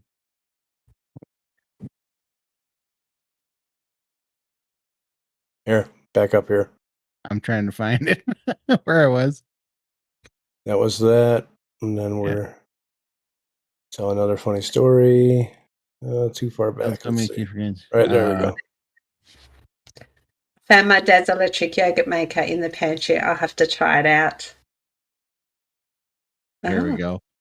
Yeah, this is an answer to our questions. I started with organic kefir mixed half and half with raw milk, and now I use the grains. Okay, so it is the grains from the one I drink today to be ready for the third day. Okay, so the grains must be the culture. It's kind of like adding the yeast, I guess, or whatever.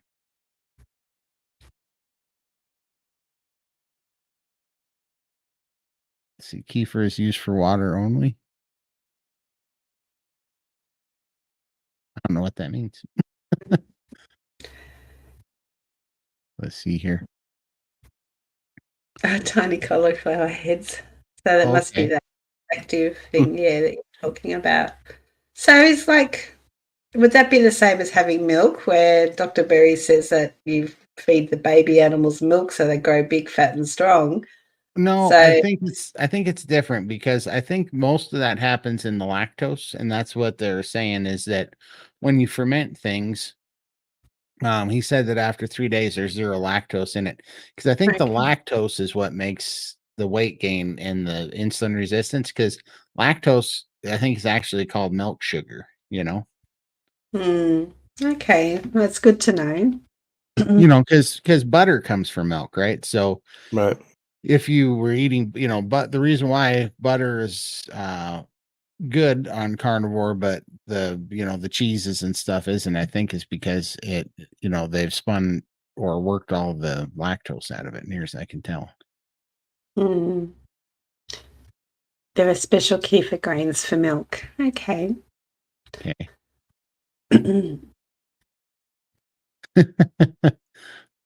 I appreciate it, Mark. How are you liking the steak and butter gang?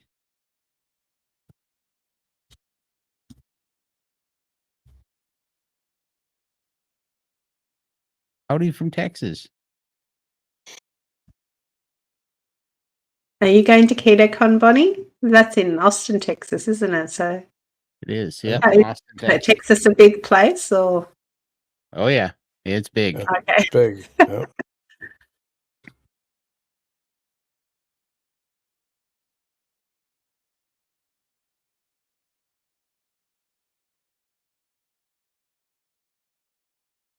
Just add grains and cover and put in a dark cupboard until it thickens. I've only done it with milk.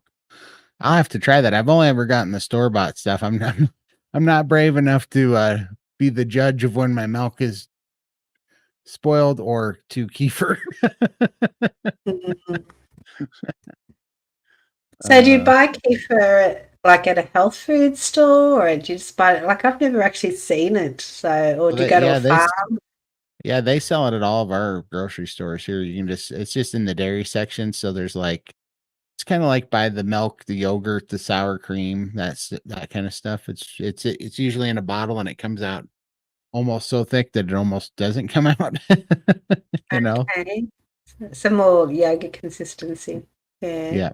Yeah, I do love it's like yogurt. white I yogurt. don't have it though because I wouldn't be able to moderate it, so I just stay away from all of that. But maybe one day I'll make it a carnivore friend and we can try a couple of these things out. For sure. What I've always wanted to do, but I haven't done it yet, but I was gonna try to make with that Ninja Creamy, I was gonna try to come up with like a kefir ice cream because I thought that would be good.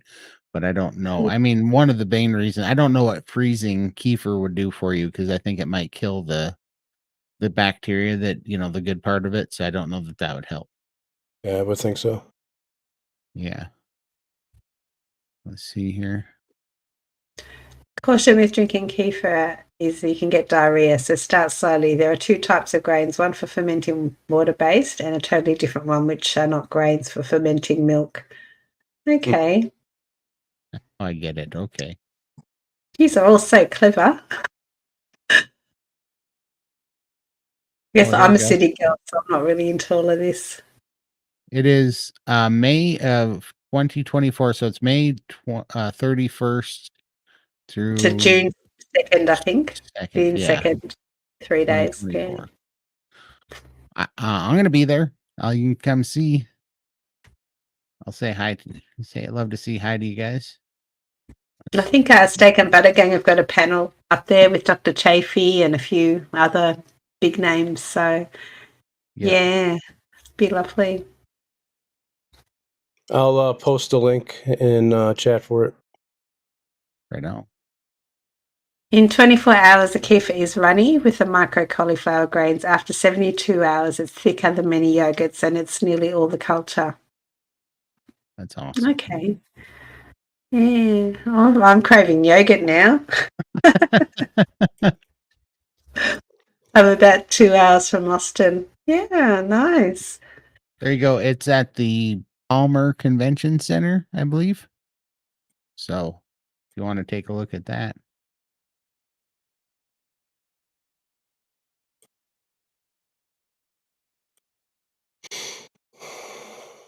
Okay, people sell 2 different kefir starters on Gumtree in Oz. I wouldn't do it myself. I'd probably stuff it up or make a big mess. So I definitely have to, I'd definitely try it if someone else was to make it for me.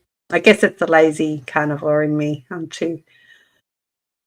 don't like doing new things. I just keep it simple. For sure. Oh, yeah, no worries. I hear you there. You should just definitely check it out next week, and maybe if it's a hit, maybe we can make kind of a regular thing out of it or something. But yeah, definitely. Steak and Butter Gang is actually free. You can join the free forum and just chat in there. The challenges is what you pay for. So you don't, it's not a requirement to join the challenges or to have free have coaching. That's just extra if you need extra support or help. But you can just join the free forum, and I think the link might be in our description.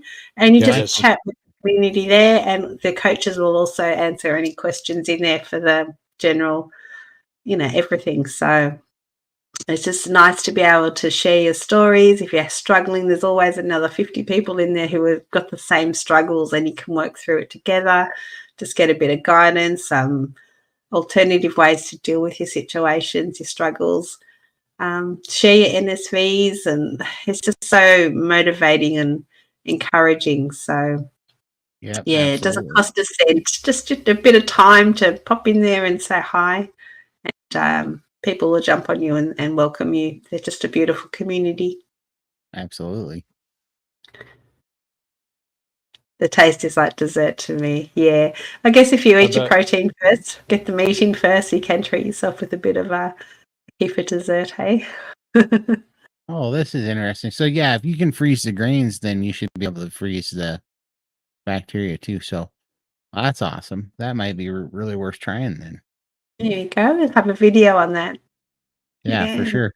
I'll make the video of me making it, and then the video of me overeating it and being in the bathroom. Exclaiming my warning. Keith, I get a little down when I hear them talking about KetoCon, especially with SBG and the carnivore doctors going centre stage. Yeah, fairly everything is over in the US, and they've got all the carnivore crisps and carnivore bars, and we don't get any of that here in Australia. We're kind of that's why I get excited when I meet people over this side of the earth, because pond. we're all Yep. struggling. Yeah, it would be nice to be able to have some of those products and things here. But Perth, I think 225, they're having low carb down under, and steak and butter gang are thinking of coming to that. Dr. Chafee should hopefully be there. So that's a little bit closer to us, Keith. So, yeah, maybe we can meet up then. Something to work towards. I'm coming. And Todd, there we go. Yeah, I'm coming. I do. I want to go see Australia for sure. So I'm coming. I don't know how I'm getting there yet. It might be a long boat or it might be a fancy airplane, but I'm getting there. 225, everybody save up. Exactly. Let's see here. Yeah, I trust me. I fat finger every text I send. I definitely knew what you meant. Absolutely, Bonnie. We'll definitely see you there. Love to say hi to you. Just look out for the cowboy hat. You should see it. Well, Texas, no, this is be a Austin. lot. You're going to see a lot of cowboy hats in Austin, Texas. Okay. I'll finally be at home with some people. Yep. That's funny. Yes, not good. Well, and it's also liquor is sugar.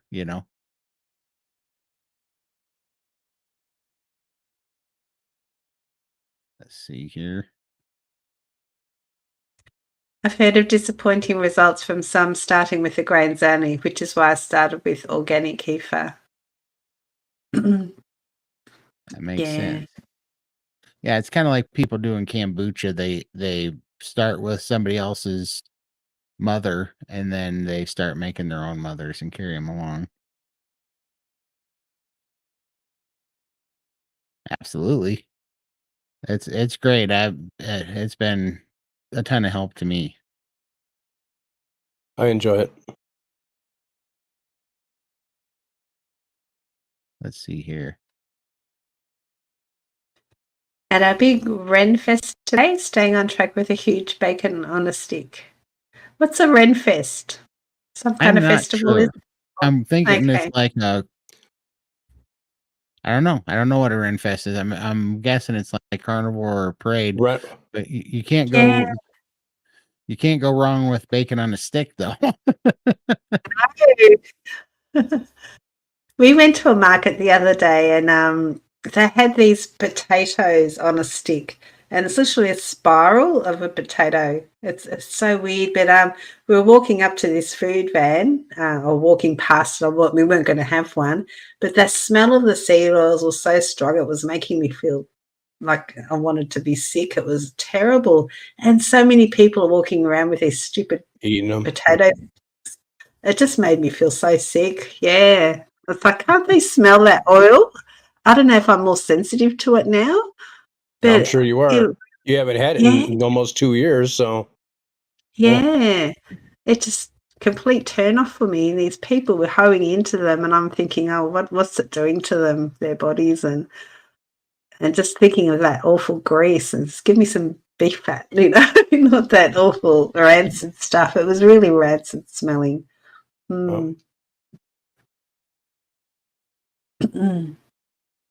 Thanks for your service, Keto Cheeto. I want a box of Elementy on Anita's site coming from Canada. Cool. That's awesome. I found Elementy here in Australia. So I think on my community tab, I've got a link there if you're interested, Sandra. The Salty Down Under, I think the company's called. So I've bought some from there. That'd be awesome. I'll have to work towards making that happen on my side. Thanks, Lindy, and we'll see how everything pans out. Yeah, I'm in the same boat. We've got to put every single penny away and definitely work up to that. But it's definitely closer to home. Right. Absolutely. I'm going to try making my own carnivore crisps. $39 to $49 per bag of carnivore crisps is steep for a lot of us. Yep. Yeah, I just like to try them because everyone's raving on about them. But I buy like pork crackling in a little bag, and it's $10 or something, $8 for a little 100-gram bag, and it's like that's a lot of money.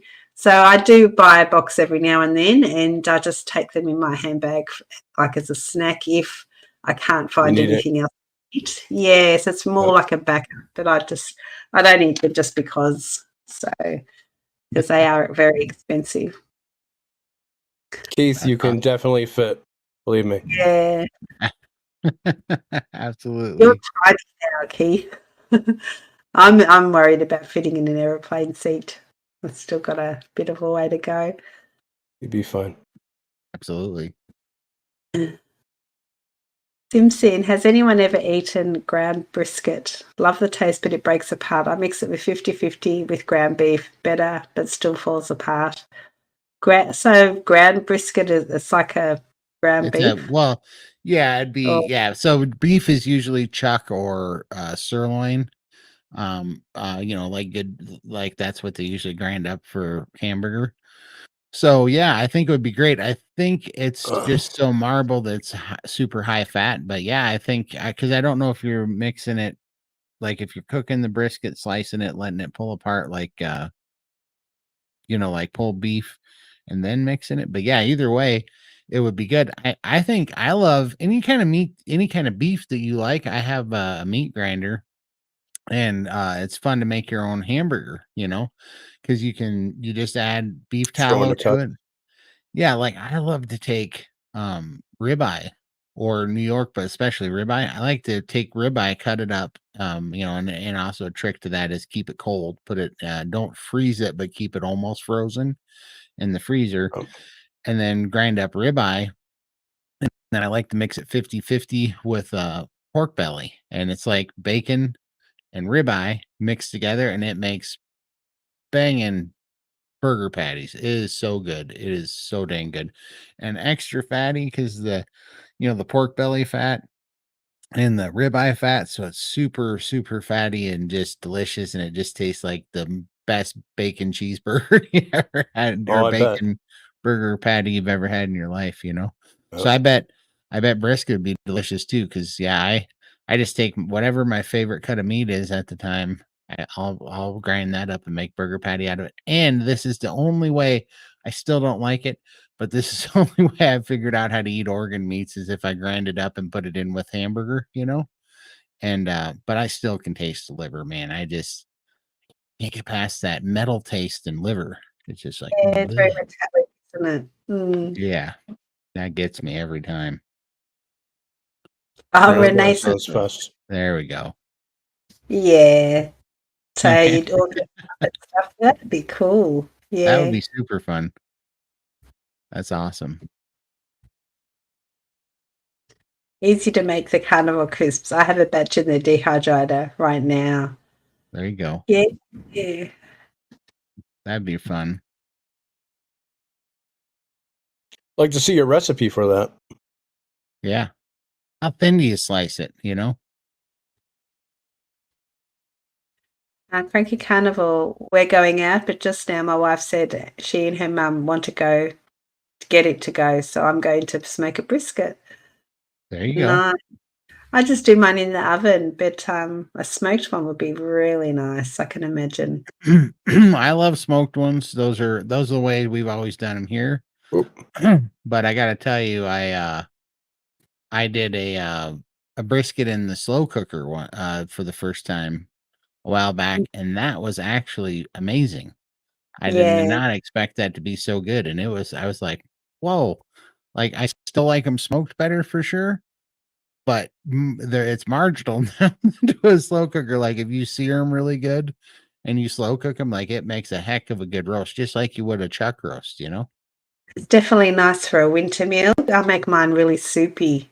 because I just love. I literally pour the soup into the mug and just drink it with a mug and a spoon. It's like having the noodles in a cup, but it's Yep. just all bits and the soup.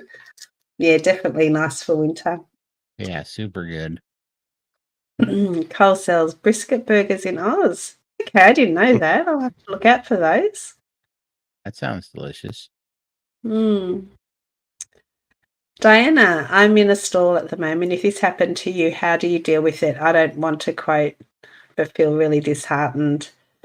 Yeah, your body could be just healing right now. It's prioritizing healing, so that can be why you're stalling. Also, are you having any dairy at all? Do you have sweeteners, things like that? You could try cutting those things out. Um, Too much cheese. yeah, too much cheese. And if you've been doing like the same meals every day, just at the same time every day, your body gets used to that pattern. So you need to change it up. So if you're having like 2 meals a day, maybe bump it up to 3 meals or just have a 1 meal and just try and trick your body so that you're not having that same pattern all the time.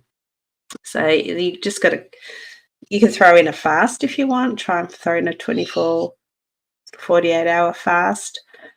But I wouldn't focus too much on the scales. You've probably got a lot of body composition happening. If you're doing a lot of exercise, you could be putting on muscle and losing fat. So that's not going to go on the scale. The scale doesn't show that. So there could be a lot of reasons. That's why the number on the scale shouldn't be your focus. Divorce the scale. Yeah, just if you feel great, hang on to that. Yeah, they say it all the time in the SPG, which is trust the process, and that's real because you know, well, here's kind of a good example is that I was doing OMAD and I was just eating once a day, and I was very, very strict. I was basically just eating one steak a day, wasn't drinking anything but water, no seasonings but salt. And so basically I really was pretty much doing the lion diet for the most part. It's just on occasion I'd have eggs and bacon on occasion, but it was like 2 days out of 5. So it was like 5 days I was really just eating beef, salt, and water, And I did that for a long time and I got a bunch of fluid off, but then I stalled out and I was under eating a lot. I was only eating like 1,700 calories and nothing was happening. And and so I thought maybe it was composition change or whatever, but what it ended up, my energy level was starting to go down though, and my cognitive function was starting to get worse, like word recalls and just foggy brain. And so I realized that I was like, I think I am under eating, and that's why I joined Steak and Butter Gang to do their priming protocol. And so then I started eating and started taking amino acids and all these things. And I did gain some weight, but like my shirts are fitting looser and I am so much more have so much more strength and mobility and just flexibility. I can get on the floor, like, and my balance is so much better. I can take bigger steps. It used to be I had to take these tiny little steps and be all balanced when I was moving around. Now, like, I can jump over the dog and play with the dog. I can do all these things, and I'm still, basically depending on the day, especially have fluid on me, I still now roll around between 400 and 70 pounds and 500 pounds. And if you take that in contrast to um or right now with Bill in Alaska, because he hasn't gone through his composition changes, he's lost weight, but he's still 515 pounds, which he's gotten a lot of that fluid off, but he hasn't had the composition changes yet, but he's gonna very soon. It's gonna be super exciting to see. So that's the difference, like, because he still has trouble with the bounce. So we both are like similar height guys and both started at similar weights, and we are both similar weight right now, but we're like at two totally different stages because of the composition change. So yeah, to add to your question, totally, it could be your body healing, putting on lean tissue. It could be any of those things, you might actually need to be eating more. But before you go to that, you just have to make sure that you're not eating any stalling foods. Like I had to get rid of all the dairy. I had to get rid of all the diet drinks. I had to get rid of all the seasonings but salt. And I really had to get down to basically BBB and E and salt before I could get it to so I could eliminate things enough to know what was really happening, because Yep. little things were throwing me into a spiral. So, and then I still found that chicken, even chicken, was throwing me into a spiral, Yep. and pork isn't my best friend. It's not terrible, but it's not my best friend either. So, Yeah. yeah, I just had 3 chicken breasts this past week, and it knocked me out of ketosis. Yep. And I was really surprised to see that. And then last night I made chicken livers with bacon, and I woke up and I was still in ketosis, so that didn't affect me. But chicken breast did. Yep. Yep. Mm. Absolutely. Wonderful. It is one of life's treasures. And I like to dice beef to 3 to 5 millimeter cubes to test my sharpened knives and get a very coarse ground meat. That sounds delicious. Yes, it is funny, right? Like I remember when Dr. Jordan Peterson was on Joe Rogan, and Joe Rogan asked him what he eats, and he said, "Well, I eat ribeye, and I eat, New York strip, and I eat chuck roast, and I drink water, and I drink sparkling water, and all this stuff." And Joe Rogan's like, "So you eat beef and water and salt?" And he goes, "No," he said, "when you're only eating beef, water, and salt, distinction matters between the different types of water and the different types of beef, because it does matter a lot." And I totally agree. It's funny how just sometimes changing up the texture of a ground beef, or even cutting your steak a little bit different and chewing on bigger pieces sometimes is fun. You know what I mean? It's Right. kind of funny. I'd love a Dr. Bacon knife and chopping board. I'd love to eat off one of those one day. For sure. We'll have to send you a Christmas present, because I love chopping boards and knives here for sure. I bypass. Yeah, sorry I'm late. I thought, yeah, late, fashionably late to the party. That's okay. Gate crusher. Love it. Hopefully you're feeling better. Yes. Yeah, awesome. No worries. We started a little bit early this time because we're trying to find the best bandwidth to get in front of the most people possible. So we've been playing around with times during Sundays. So I've been stalled for close to 5 months. I think Kelly Hogan was stalled for a year or something. And then she found out it was sodas. She was having a lot of diet sodas and things like that. But obviously, your body has healing to do as well. So that's got to be a main focus, I think. Your body knows what it's doing. yeah. But definitely something, bring it up in next week's meeting when Bella, Raymond, and Emily are here with us. Yep. And they can offer some suggestions as well. Yeah, for sure. And like type in there what is your diet, like what's in your diet, and like do you do any fasting or anything, Tiny vlog. If you slice your beef paper thin, salt it and put it in the dehydrator overnight, it's very close to the carnivore crisps. I put them in my SOS bag. I watched your video about the SOS bag. I love that. That's a great idea. Yeah. Sounds delicious. I bought a can of cod livers, but I'm afraid to open it. I'm with you there. Dr. Berry loves those, doesn't he? I eat a bunch of them too. Yep, I do. Okay. They're good. To me, they taste like sardines. It's really just a texture thing. The texture is squishy, like pudding. But so after you get used to the squishy part, like I'm not gonna lie, the first time, like it made my forehead sweat and I got a little nauseous in my ears, like first time, because it was just the texture and I'd made it mentally up to be this gross thing. But now I just down 4 ounces of them at a time and it's like not a problem. Like It's really good, good for the omegas for sure.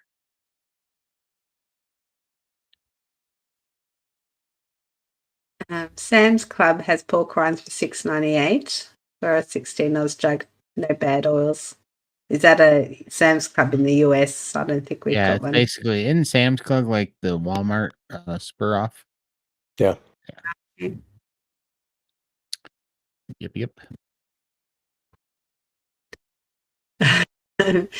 Will they eat you, the codlures, that is.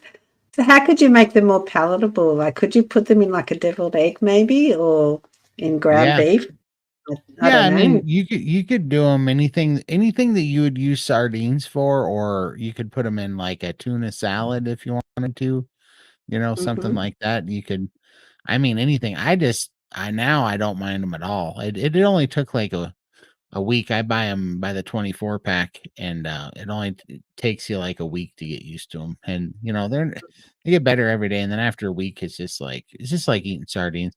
It's really just is the texture thing because they're so squishy. Yeah. Yeah. Iva has rim too. My buddy is going to get me some. I don't know what that means. Not sure. I think I missed something. Let's see here. I've seen kefir at Coles. Okay, all Yeah. right. I'll have to have a look. I don't actually go to the shops. I just my husband either picks things up on his way home, or we order and have groceries delivered. But now that we're just having steak and eggs, I have the eggs delivered by the farm, the local farm, and the steak is delivered by our butcher. So unless we need washing powder or anything, my hubby will just, or dog food, my dog will just will pick it up. So it's very simple. IGA had brisket burgers last week. My buddy said they were yummy. Okay, I'd have to Sound look good. into. I suspect that when the body works on detoxing, weight loss must of necessity stall. Yeah, and that's a good thing though. You want your body to heal. Heal. It's all about healing. You want to feel optimized and at your best. So Yeah. the weight, when your body's ready, it'll drop the weight. Yeah, it will. And what I love about it so much is that I used to be in such a hurry to lose weight because all the previous diets, that I tried, that I don't think this is a diet anymore. This is just my life now. But all the previous diets I was on, you didn't get all the benefits of the mental benefits of not having anxiety and depression anymore. You didn't get like satiety back to where your food would be satisfying and satiating anymore. I didn't get these help, so it's like I always say that when I was on these starvation diets, it was like in the movies where you're hanging on to the edge of the thin ledge on the side of the building trying not to fall. And so you get in a hurry, you're in a big hurry because you want this weight off because you're about to fall because you're fighting hunger Yep.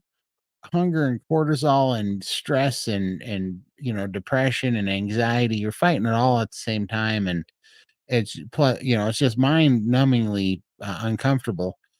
But when you're doing carnivore, it's calming and it's healing.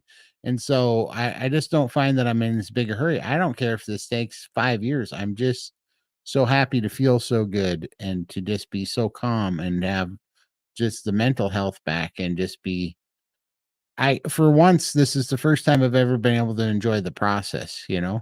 And so thankfully, these stalls don't even really bother me because I know that I don't understand it. I know that it's a good thing. Like whatever's happening, unless you're change your diet and you're eating, something you shouldn't be eating. But as long as you're feeling good still and your clothes are fitting good and you're feeling stronger and sleeping well and your, mental health and everything is good, they're really good things. It's really And coming from where we've been as well, like I lost 500 pounds so quickly, and physically I'm feeling obviously a lot better, but mentally I still feel like that 800-pound woman. So I'm still walking through doorways sideways and taking steps, two at a time, one at a time, and just doing crazy little things, checking chairs to make sure I'm going to fit and not break them, and doing all these things. And my mindset hasn't caught up with the actual physical changes in my body. So I'm kind of glad that it's bad, because that has been a big battle of mine recently, just trying to break that mindset. So I've still got a long way to go. I'm down to around 290 pounds now. So still only halfway through my journey. But I'm fine with that. Just take your time. I need my brain to catch up with the rest of me. And I know that it's just, as long as I don't, put those carbs and those things into my mouth, and I'm just sticking to my meat, I know my body's just going to do what it needs to do to be healthy. So, yeah, I'm just trusting the process. Right. And this is a good lead into Keith's comment. Yes. That's what helped me trust the process, SBG style. Yes. Absolutely. I'm going to let you read that while I take my amino acids. My crisps are a lot like making jerky, except I slice the meat extremely thin, pound on them for a while. Great upper body workout and dehydrate longer than jerky, so they're crispy. I don't actually have a dehydrator or a sharp knife, so that ain't happening in a while, but it does sound really good. I do like jerky. I don't buy it because a lot of the jerky that I find has got a lot of hidden ingredients in it. So, but to make your own would be really nice. Yeah, it would be. Yep, those jerkies and salamis, they'll get you. But I love them, but you got to be careful. That's why they are a special occasion. But that's kind of like what I was talking about for Christmases and stuff. I like to do on special occasions. I like to do like the jerkies and salamis and dried meats. What I'm interested in, how long does jerky actually last for? Like homemade jerky, how long can you keep it? Do you keep it in a container or in the fridge or in the cupboard? Like, because you've dried it, I wouldn't know how to store it. So if I make it, I'd have to eat it all at once, thinking it might go off or go moldy or I don't think I think it depends on how you do it. I mean, I definitely I haven't made a bunch of jerky since I've been carnivore, but I made a bunch of jerky back before, like when I hunted and stuff, and deer jerky and whatever. Yeah, and it lasts like 6 months, out of the you can put it in the fridge and it'll last 6 months or a year. I think you can have it out of the fridge too, but we always kept ours in the fridge. I would think keeping it in the fridge would make it last longer. Yeah. When I do chicken crisps, I finally grind them because it just works better that way to make the crisps. Okay. Mm-hmm. That makes sense. So they must make like a chicken pate, grinding it and then press it out, flatten it out, and then right. That makes sense. Have you tried pemmican? Is that how you say it? Pemmican? Coach made it's on her YouTube. I'll see if I can find a link in a minute. It's ground beef, and she just sort of sautés it all up and then puts it in a tray. And I think she put ghee over the top and in the fridge. And it's it cuts it into squares and it's like a slice. So if you talk, I'll see if I can find it. But I really want to try that. I think that good. It sounds almost like kind of like this consistency of scrapple. Have you guys ever had scrapple? No. I don't know. No.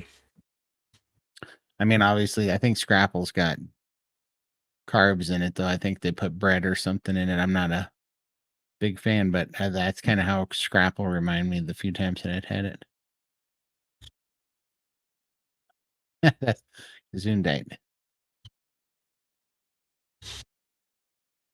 Male liver pate.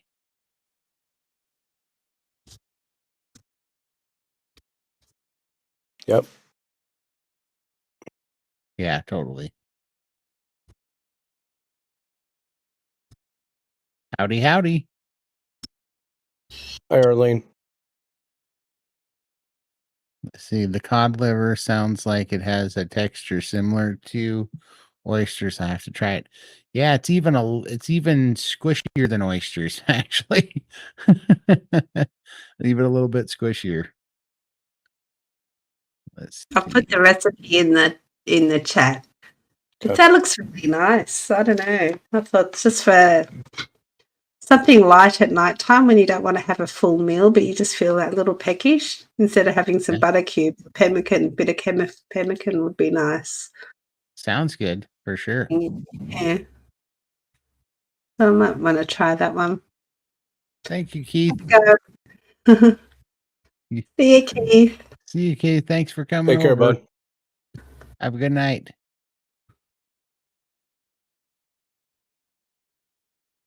I'm still amazed that I fit in places I couldn't since middle school. Did you ever have struggle to fit in a school desk? Did you have those old wooden desks? Yes. Yeah, in high school. I hated them. And do any of you track your protein and fat? And if you do, what are your numbers? I kind of do just for fun, but my numbers are generally, depends on if I'm priming or not, but generally I would say my average is about 225 to 250 grams of protein and right around 200 grams of fat. That's generally what I'm at. I don't track nothing. Yeah, I have absolutely no idea either. I just eat. If the fat tastes bad, I give it to the dog. If it tastes good, then she gets nothing. So that works with me. So I do the more Dr. Chafee thing. If it tastes bad, don't eat it. So, yeah, I just don't know. Yep. The company called Rudolph's online sells bags of pork rind chips you can get to make your own in either the air fryer or in oil. I'm too crazy ketos. I do love putting pork in the air fryer and having it really crispy, and you get that crackle. But I don't eat pork a lot, but if I do, I'll just get the pork sort of ribs and do those in the air fryer. So they're crispy, and then I add butter. That sounds good. Yeah. I've made my air fryer works well. Okay. Yeah, probably put it on a real low setting. I bet that would work because you're moving a bunch of air around. Should really dry it out. I think it does have to be dehydrate option, doesn't it? I think it does grill, air fryer, roast. I think that makes sense. Yeah. Okay. I haven't. It's so funny how many I've got these 11 in one, the Ninja 11 in one cooker, but I only use one cooking setting of it. Right. I use the grill setting, not air fry, because grill it's quicker. I have to wait an extra 5-10 minutes for the air fry, and I can't be bothered with it. So I'm such a lazy cook.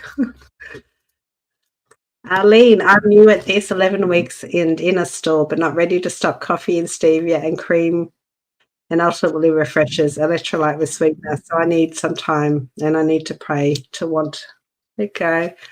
Amen to that. I think we all kind of did that in a way, because I went back and forth. Well, not back and forth. I mean, I attempted keto for 2 years and kept falling off the wagon because because of keto snacks, really. But it did definitely get easier when it's so funny because it's just a mental thing, but we're like, oh, I'm not ready to give up the seasonings. I'm not ready to give up the artificial sweeteners. I'm not ready to give up the Diet Cokes.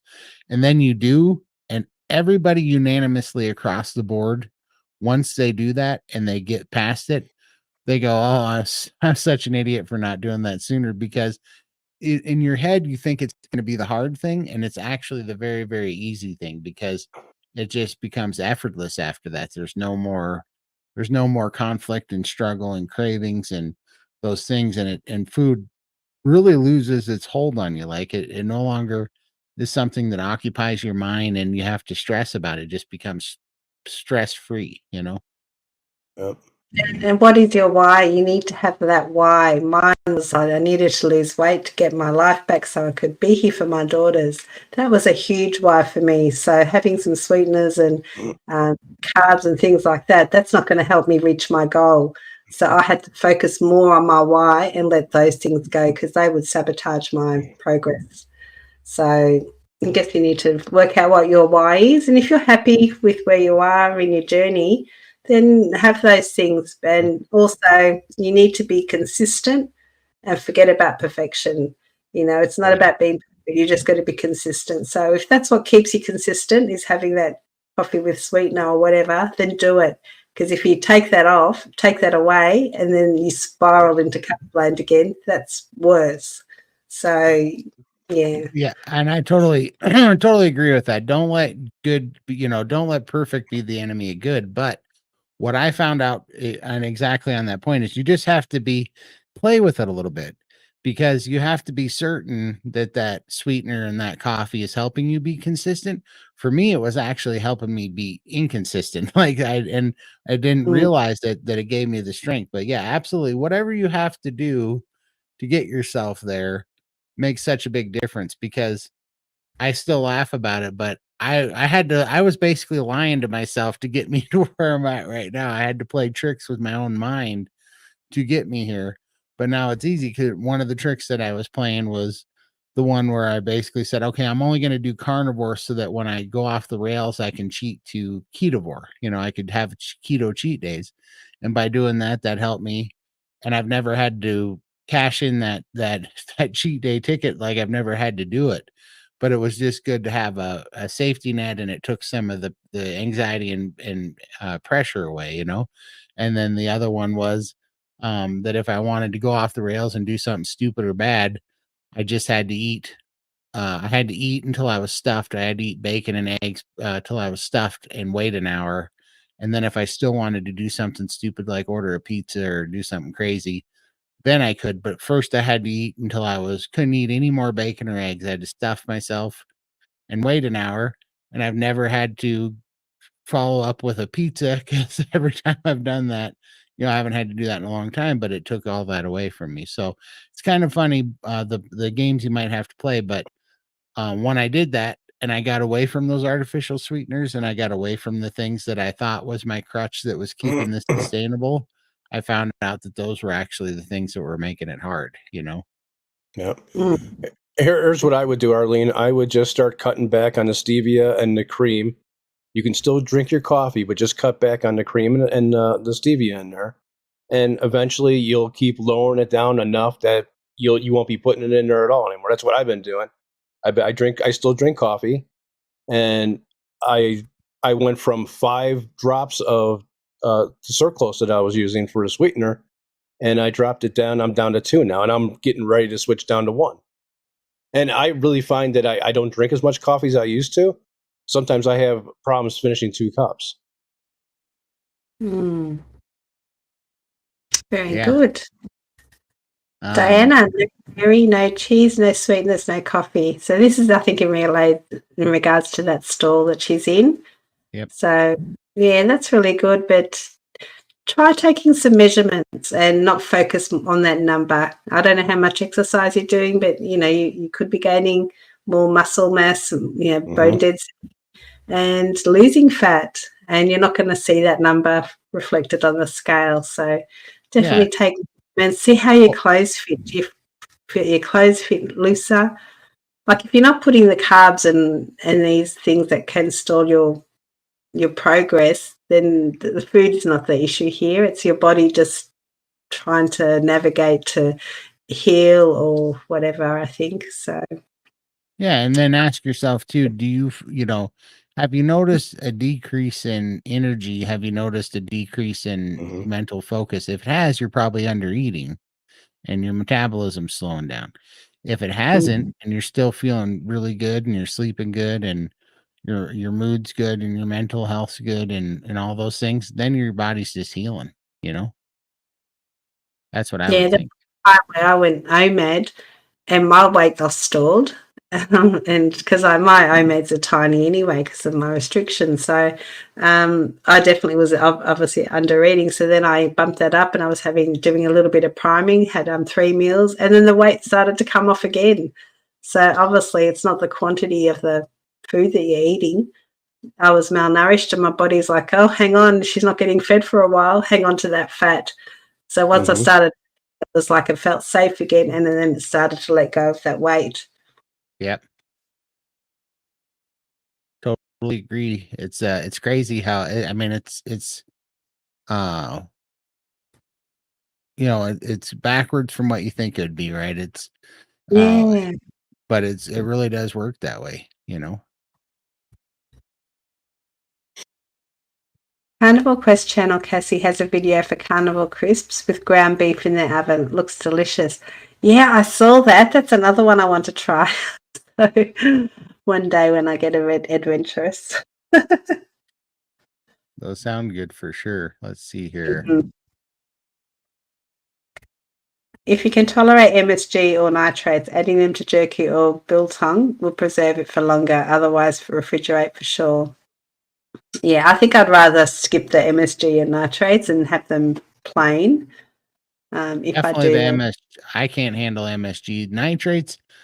Like, I'm on the fence with them, so I've always tried to avoid them. But then Ken Berry and even Raymond, they're not that big a deal, and I'm like, okay. So I'm on the fence. I gotta figure them out more. I don't like anything with too many ingredients. Period. Like, I would like my beef jerky to have like salt and beef in it. That's it. yeah, Yep. too. Yeah. But definitely, that makes good sense. Sandra, dehydrating meat works better with fat-free beef. Lasts longer as the fat gets rancid quite quick. Okay, that's good to know. So would you do it with like a porterhouse steak? That just has a bit of fat on the outside. Yeah, I Is mean, that I would. To me, I like if I'm gonna eat jerky, like because you'd want. I don't know. I guess it depends on how fat adapt you are. But I don't like lean meats, period, because too much lean protein will knock you out of ketosis, and it'll cause Yep. cravings. It does with me, hardcore. So I would rather, I guess, probably keep it refrigerated and probably cook it at a low temperature rather, than dehydrate it and have it a little bit soft still, and just make yeah, enough that I could eat in a week or so. And I'd probably go about that way. And in that case, I would want ribeye, something nice and marbled with a lot of fat in it. That's what I like, especially because I'm finding out I really, really feel good with cold fat. Like the cold fat makes my yes. stomach feel a lot better. Mm. Let's see here. I use lard in my pemmican and dried hamburger with salt.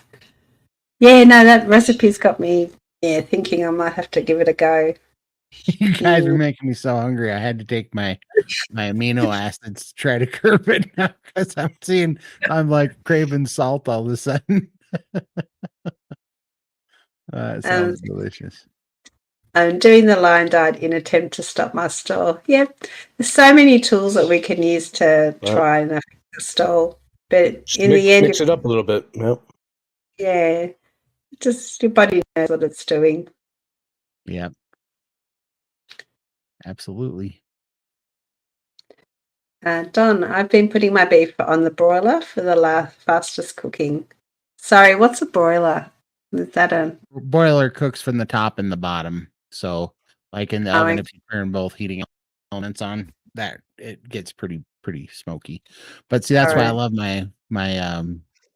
I love I feel like you have the exact same grill I have, maybe just a little bit different model, but or like old, maybe newer or older year, I don't know. But I love that Ninja electric grill air fryer because it grills on the bottom and the top, but it also air fries at the same time. So you can do it Yep. on all three. And man, that cooks fast. I mean, I cooked the heck out of a steak in about 14 minutes is perfect. Yep. I'm watching for Black Friday sale on the Ninja. I'm hoping to get one if they drop the price. Yeah, I'm gonna go ham on Black Friday myself. uh Sorry, no, it's tallow lard. Lard is too soft to make pemmican.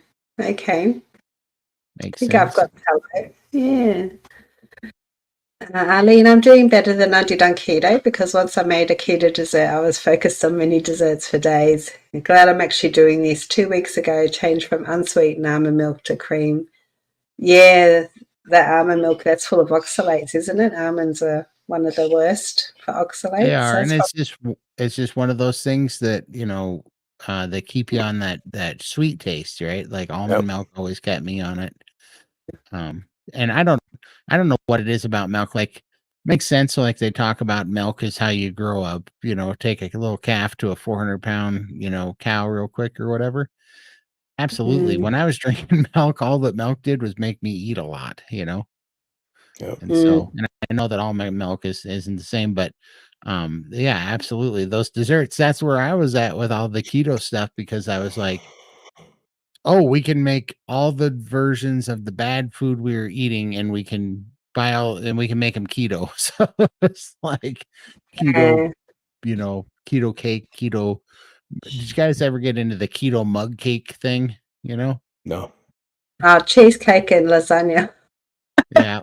Cheesecake for sure. Yeah. My sister lost a lot of weight. She wasn't 800 pounds. I don't know what her weight was, but she lost a lot of weight on keto. And that's when I started as well. I tried to do it. But so it can be done. But for me, it was too many choices. I needed to abstain from all those sweets and things. And that's why carnivore works for me. Whereas she can moderate her stuff, obviously, and limit her desserts and things like that. So I just sort of looked at the beautiful recipes and just looked at for the nicest ones. And then because it's keto, you could have an extra portion of it. So it wasn't fixing anything for me. Totally. I strongly encourage you to try coffee with cold butter nibbling. I love heavy cream in my coffee, but cold butter instead has been awesome today. I actually put a bit of butter in my coffee. When did I have it? About a week ago. And that was really nice. I used one of those little hand whizzy things and it became all frothy on top. Yeah. Every now and then I do treat myself to a coffee, maybe once a fortnight or every other week, I think. I know you don't like me saying fortnight. Every other week. I've actually run out of coffee pods now, so there's no coffee until one day when I buy some. But I do treat myself occasionally. And I think I don't normally have cream or anything. I just have it black. But I did put some butter in it once, and that was really nice. Absolutely, yeah. It's I do remember when I was on keto, I did the bulletproof coffee with the butter and the MCT oil, and it was good for sure. Yeah. And bypassed carnivore. I had a chocolate bar in my hand today and was heading to the register. I finally stopped and looked at it and said to myself, well, maybe I'll buy it next time. That worked for me. Good job. Absolutely. Well done. Good job. Yeah. Yep. That's exactly what you just automatically grab it and you're probably not even thinking about it. But that moment when you stopped and saw it in your hand was like, what am I doing? And yeah, well done for putting it back. It's great. Absolutely. Great job. You'll eat it and then you'll regret it. And you're going to wish that you didn't do it. Yeah. Not even not just that. You'll eat it, you'll regret it. And then that spiral of regret makes it worse because then you have more anxiety. And then you go, it's just it's more such cravings. Yeah, it's such a pit of quicksand. Yep. And then I'll start again on Monday. So that you've got that deadline of Monday. So then you just binge and go crazy. Right, but then Monday happens to be like Columbus Day, and God knows how you like to celebrate Columbus Day. So like what I mean, because you would come up with any kind of another excuse. Yeah, any kind of excuse. Well, this is National Flag Day, or this is National Chicken Nugget Day, or whatever. It could be the stupidest thing. And you would be like, oh, I can't start a diet on National Chicken Nugget Day, It's just like you just got to start and stick to it. As simple as that. Yeah. You want find your feet. How much damage have you done? You're doing this to change your life. You have to stick to it. You don't want to go back to where you were. No. Let's see here. According to Steak and Butter Girl, the cold butter in lieu of heavy cream does not cause loose stools. I can concur that because I never heard that too until I joined Steak and Butter Gang, and they're talking about what's the word emulsified fat? No, that's not it. Rendered fat. cooked rendered fat is hard on your stomach, and so that was true because I was having, particularly when I would have, so I love to take a Costco 7-pound chuck roast and slow cook it and save all the fat that comes with it because that's got a lot of fat in it. And then I will add a little bit of xanthan gum to it because it thickens that fat up and makes a gravy out of it. Well, when I started adding the xanthan gum to it, I thought the xanthan gum was making me have diarrhea. But what I found out was I was just eating so much rendered fat, from when I thickened it, because before I would just let it kind of run out and I wouldn't eat it all. But as soon as I turned it into gravy and it was sticking to that meat, I was eating all that rendered fat and it was tearing me up. But then, so I stopped doing that and I started getting my fat from cold butter instead of rendered fat. And yeah, that was a game changer because the cold butter doesn't do that to me at all, Yeah.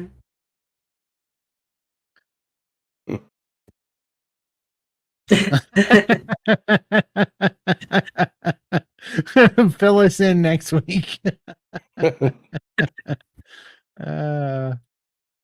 That's funny. Oh, that's my problem with butter is loose stools. Okay. It's going to affect everybody differently. Yeah. Well, yeah, and I do know it depends on how long you've been doing this too, but it's like things that used to affect my stool back then don't anymore. It's like I've got my gut microbiome and constitution has changed, Yeah. And I don't have a gallbladder, so I struggled for 6 months with having to go to the toilet after pretty much every meal. It was explosive. But now I hardly have any issues with that. So Yeah. I've adjusted, yeah. I've used chuck roast steak. It works good. Todd, spread butter on your jerky crisps when you eat them for the steak. That sounds good for sure. It sounds very Yeah, cannot making me hungry. Yeah, cold butter for that. Yep. For Yeah, it's the sure. hot rendered fats which are no good. Yeah. Just heat from top, then flip over. Okay. Nice. Yeah. Hey, Hi, Susan. Susan. How are you? Hi, Susan. See here. The only thing I use coconut oil for now is deodorant. Okay, I'll have coconut. I've actually got coconut shampoo. I feel like I'm on a deserted island somewhere when I wash my hair. Right. I've been thinking about trying, not that I need shampoo, but I've been thinking about switching over to the tallow soaps and trying those. Have you tried any of the tallow soaps and Oh, lotions? yeah, I use the tallow soaps, yeah. Shampoos I haven't. They do have a shampoo brand, but I get them from my daughter's shop. She stocks all the soaps. They're handmade by a local. Her kids have all got allergies, so she makes her own soap, and now she's selling them. Nice. And Do you like so the nice. tallow soaps? Do they do good for your skin? Yeah, I love them. Yeah, I love it. So I'm gonna try that for sure. I've got some cream, it's Tassie tallow, and it's like a Okay. whipped cream. So yeah, it's quite Nice. nice. And that moisturizes your skin pretty good? Yeah, and this one I find I can put it on my hands and I don't feel greasy afterwards. You know how sometimes you put cream in and it doesn't seem to soak in. You Yeah. touch things and leave slime everywhere. This one just soaks in and I can go and touch things and I don't have that awful feeling. So it's a really nice one. Gotta try that because that was a one bad one bad. It was one of the many bad side effects of having the swelling in my legs is it made my legs have such dry skin. I'm trying to find something good for that. Get some tallow cream. It's awesome. I use that on my legs are much better now. Yeah. Yeah. I'll definitely try that for sure. Absolutely. She's doing great. Yeah. I was thinking about it, thinking of all the excuses why it was okay. Yeah. Nope. Yep. Mind plays tricks on you, doesn't it? You did the Absolutely. right thing, Diane, putting it back. For sure. For sure. And Yeah. I mean, this goes for, I used to have quite the gambling addiction too a while back when I was younger. And that goes for both of those things. They both were in common was if I screwed up a diet plan, I'd get depressed and that would make Right. it worse and I'd really go off the rails. And if I screwed up and was gambling, that would stress me out. And the stress would make me want to gamble more. It's so good to stay clean because it doesn't put you in that spiral, which gives you the stress and the guilt. Because then that stress and guilt it was just like a quicksand. It was so terrible. Yeah. I forgot about the cheesecake. I once made awesome Atkins compliant cheesecake when my wife and I followed that diet years ago. Yeah, it just reminds you of my comfort foods. It's just a trigger for me, whether it's keto, Atkins, whatever. It's still a cheesecake. I could do a lot of with that. So yeah, it's best to stay away. That's why I love my carnivore. Totally. Yeah. I used to love cheesecake too. I agree was about good. at the beginning I had problems with eating fat, but I could eat cold butter. Now I don't have any problems. Yeah, your body eventually adapts. I mean, for some it's really quick. For me, it was 6 months that took me to be able to eat the fat and not be on the toilet. So yeah, it's just different for everyone. Absolutely. Beth, when I want some butter with my steak, I put a portion of cold butter on my plate instead of melting it atop the meat. Yep. I do Yeah. that now too. I have a whole plate on the side and I cut it into like little pads because if you get too much, it's almost too much. And if it's not enough, but I like it about a 1/4 inch pad thick. It's got a little consistency. You can chew on it a little bit. And now I sit here and it's so funny, right? Because I mean, they've made cartoons out of, heavy people eating butter like it's a joke, and then like, it's a stereotypical joke of that happening. And now I do it for real for losing weight. It's so funny. Yeah. Cocoa butter. Wafers are the unsweetened fat from cocoa. Cocoa? I don't know how to say that. That is full of Cocoa. stearic acid. Yeah. And are really good to add to coffee. Tastes chocolatey without the sweet, and it's good for you. Yeah. I did pick up some of that. Carnivore Scott said about that, and I did pick up a piece of that, and that is pretty good in the coffee. Yeah. I believe so too. I wonder about the oxalates in cacao,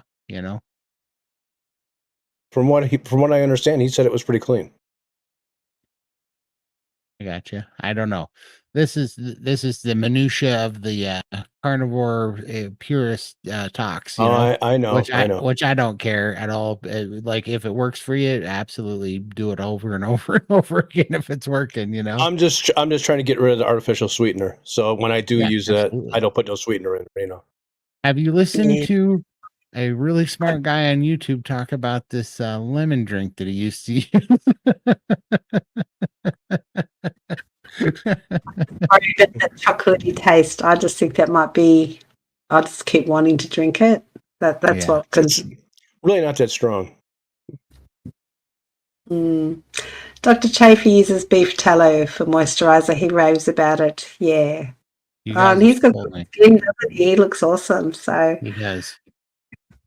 How old is Dr. Chafee? Tell me he's at least 40 and that'll give me hope. I think he's like 65, isn't he? Let me go see. Hello all, the three of you are great. I've been enjoying your videos, learning so much. Thank you. Thank you, Better Barbie. Thank you so nice much. Absolutely. Oh, don't, I'm my dog. Not now. She just told. I want that turkey. It's sitting out there on the counter and she just came in and was like, all right, enough's enough. Cook the turkey. Oh. Yeah. It looks like he's like 42 or so. Oh, yes. Yes, there's hope. Yeah. There's hope. Let's see here. You'll have to send us a photo of you and Dr. Chafee up on stage flexing your muscles at KetoCon. I'm going to. I'm hoping I can get there. I'm gonna do some lifting. I want to see if anybody can. Maybe if I can do this, somebody will mistake me for Sean Baker. I'll wear the shirt with the muscle built cow on it. Yeah. Good on you. Jay Hoggard, just saw the video Dr. Baker did on your story. Great video. Todd or mine, we've both got stories with Dr. Baker, but we both if it was had mine, I thank you, and if it was Lindy's, thank you. we've both got amazing journeys, and I'm very happy with where we are now. For sure. Diana, thank you so much. I think my routine of eating is a big one. And in the past couple of weeks, I've been hungry. So I'm going to add breakfast for a week or two and see how that goes. Loving the chats. Yeah, excellent. That's probably all you need. Let us know how you go over the next week or two. Yep, absolutely. Let's see. I concur. That's where I'm at with it too. Me too. Oh. Just that taste of chocolate just sounds triggering to me. So I don't drink it often. I use it just every once in a while. Well, and if it works for you, drink it. Yeah, it's like it isn't a competition. Like if it works for you, absolutely do it. Right. It's just for me, I was a big fan of chocolate cheesecake. So when I get chocolate taste, like I think chocolate cheesecake, I think the chocolate turtle pies and all that crap from my nightmare past as a sugar addict. So those things they put me in a spin. Yeah. It's keto confined. Yeah. Michael, I'm also trying to get rid of artificial sweeteners. Yeah, that's what I want to do. Get rid of them. I'm down from 5 down to 2 right now, and getting ready to switch to 1. 42 or 43. See, I'm 40. So if he can look that good at 43, there's hope for me. You're getting there, bud. That's going to be awesome. He's over 40, played rugby for 10. Okay, don't give me the bad news. I don't want I can't go back. You're supposed to say that he ate steak for 24 months and then presto bango, he looked like awesomeness. Woke up one morning, right? And he popped up out of bed like that. Yeah. You've had weights all your life, haven't you? Our own weight. True. That is true. Yeah, you're there. Low, yeah. Oh, low in oxalates for cacao butter. There you go. Yeah. That's good. But my warning bells are still going, don't do it. So I'm listening to that. The lemon drink. So what I do is I use, if you go online, you can get Italian community organic. Post. Yeah. It's in the community post, but it's Italian organic volcanic lemon juice. Sometimes I even use a little Italian volcanic lime juice. But I use 4 cans of bubbly, 12 ounces with 10 ounces of lemon juice, the Italian volcanic one. I like to throw 4 ounces of the lime juice in with it. And then I do 4 scoops of Dr. Berg's electrolyte powder, the lemonade flavor one. And then I mix it in a 1 gallon pitcher with ice. And if you need to, you can sweeten it a little bit with stevia. This is going to be really, really strong. I like it that way. Some people don't. You can just lighten it up to however you like it, but that's the way I used to drink it. And I don't know why, but after 4 weeks of doing that, 4.5, almost 5, actually, all the artificial sweeteners, I just wanted water after that. And I was doing BBB&E and salt at the time. So bacon, beef butter, eggs, and salt was the only thing I was eating. In between those two things, I was drinking about a gallon of that a day, a full gallon pitcher of it a day. But after about 4.5 weeks, I just wanted water, and it hasn't changed yet. I haven't had anything but water, and all my soda addictions and sugar addictions went away. Gone. Yep. Bypass Carnivore. Will anyone be making gravy to go with their turkey? Chris Cookie Nashville Carnivore gravy recipe. It's really good. I don't actually eat turkey. It's not really big here. I've never had it in our family, so I wouldn't know how to cook it. So there'll be no gravy for me, and we don't do Thanksgiving here. So, I'm not but you making. go. Yeah, I'm not making Cosette gravy for her turkey. I'm drawing the line. She's just getting Don't give her any turkey. ideas, right? No, Cosette's like, yeah, I want chitlets and gravy. So no, I'm not doing turkey either. I'm just cooking it for my dog because she likes turkey. But no, I'm gonna do basically a prime rib roast, and I like to do that with sour cream and horseradish sauce. That's my splurge for the holiday. So What you time's doing dinner? gravy, Michael? I'm telling you, you get here and I'll buy two. I usually get 4-bone, but I'll get 2 4-bone ones. And you can come over. We'll have one each. Sounds good. Now, for those of you that have been on the proper human diet for over a year, has your urine color cleared up any? Hmm. To answer that one, because I don't normally look in the toilet. I just do my business and go. I don't know. So I haven't been there quite a year. I'll be a year at the end of December. But when you say cleared up, I don't know. So I have so many things. Sometimes I pee and it's clear as water. And then Mhm. sometimes it's yellow. But right now I'm taking so many amino acids that it's like a nuclear. I mean, I look like I've been drinking out of a nuclear reactor or something. Like I'm being fluorescent green right now because these amino Blows. acids. Yeah. So right now, no, but I definitely when I'm not taking supplements, yeah, I'll pee straight up clear fluid. It's crazy. On some Same days, here. some is in the morning. In the morning, if I slept all night, it'll be yellow, but I'll take like 1 or 2 yellow peas first thing in the morning, and then it's just straight up clarified water, basically. Yeah, same. However, it always smells like ketones. No matter what color it is, it smells like ketones, always. And anybody that's been in ketosis for a long time knows what that smell is because it never goes away. Yeah. Hey, you've got your fan club, Michael.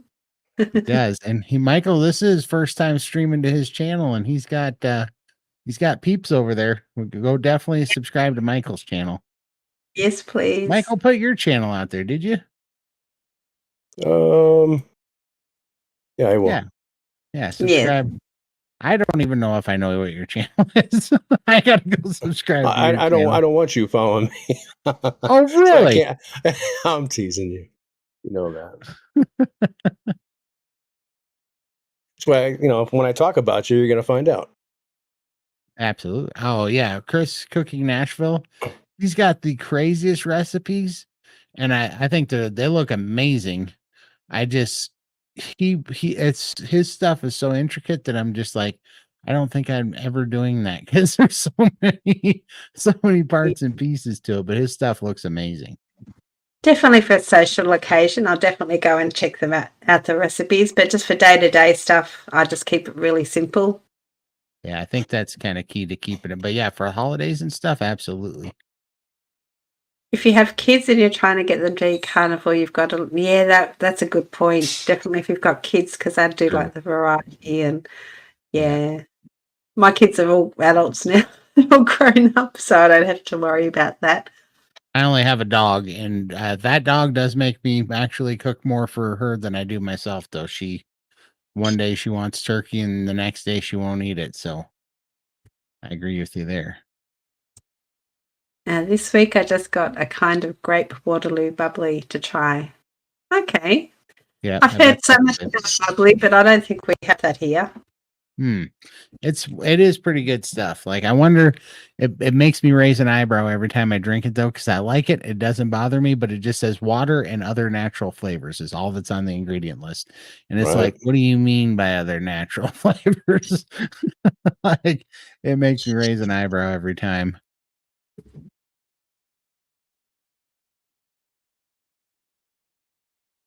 Yeah, I've heard that too. I don't know what to do about it. I can't stop drinking water. I drink 2 gallons of water a day and I just cannot stop doing it. So And this is from yesterday. It's my Soda Stream bottle. That's all I've had to drink. I don't drink a lot at all. And I've actually got a piece of dehydrated lemon in there. That Get a little just flavor.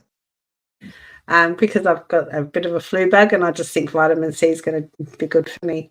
That's my old coming back. I don't know whether it's doing anything, but Thank you, Arlene. That's awesome. Well, that's good. That's good for your wallet. For sure. The pizza and cheeseburger casserole. Yeah. God, that sounds nice. Man, you're making me hungry now too. I gotta. That sounds good. That sounds delicious. I'm scared to eat carbs on holidays because sweets is too much for me, and all carbs too.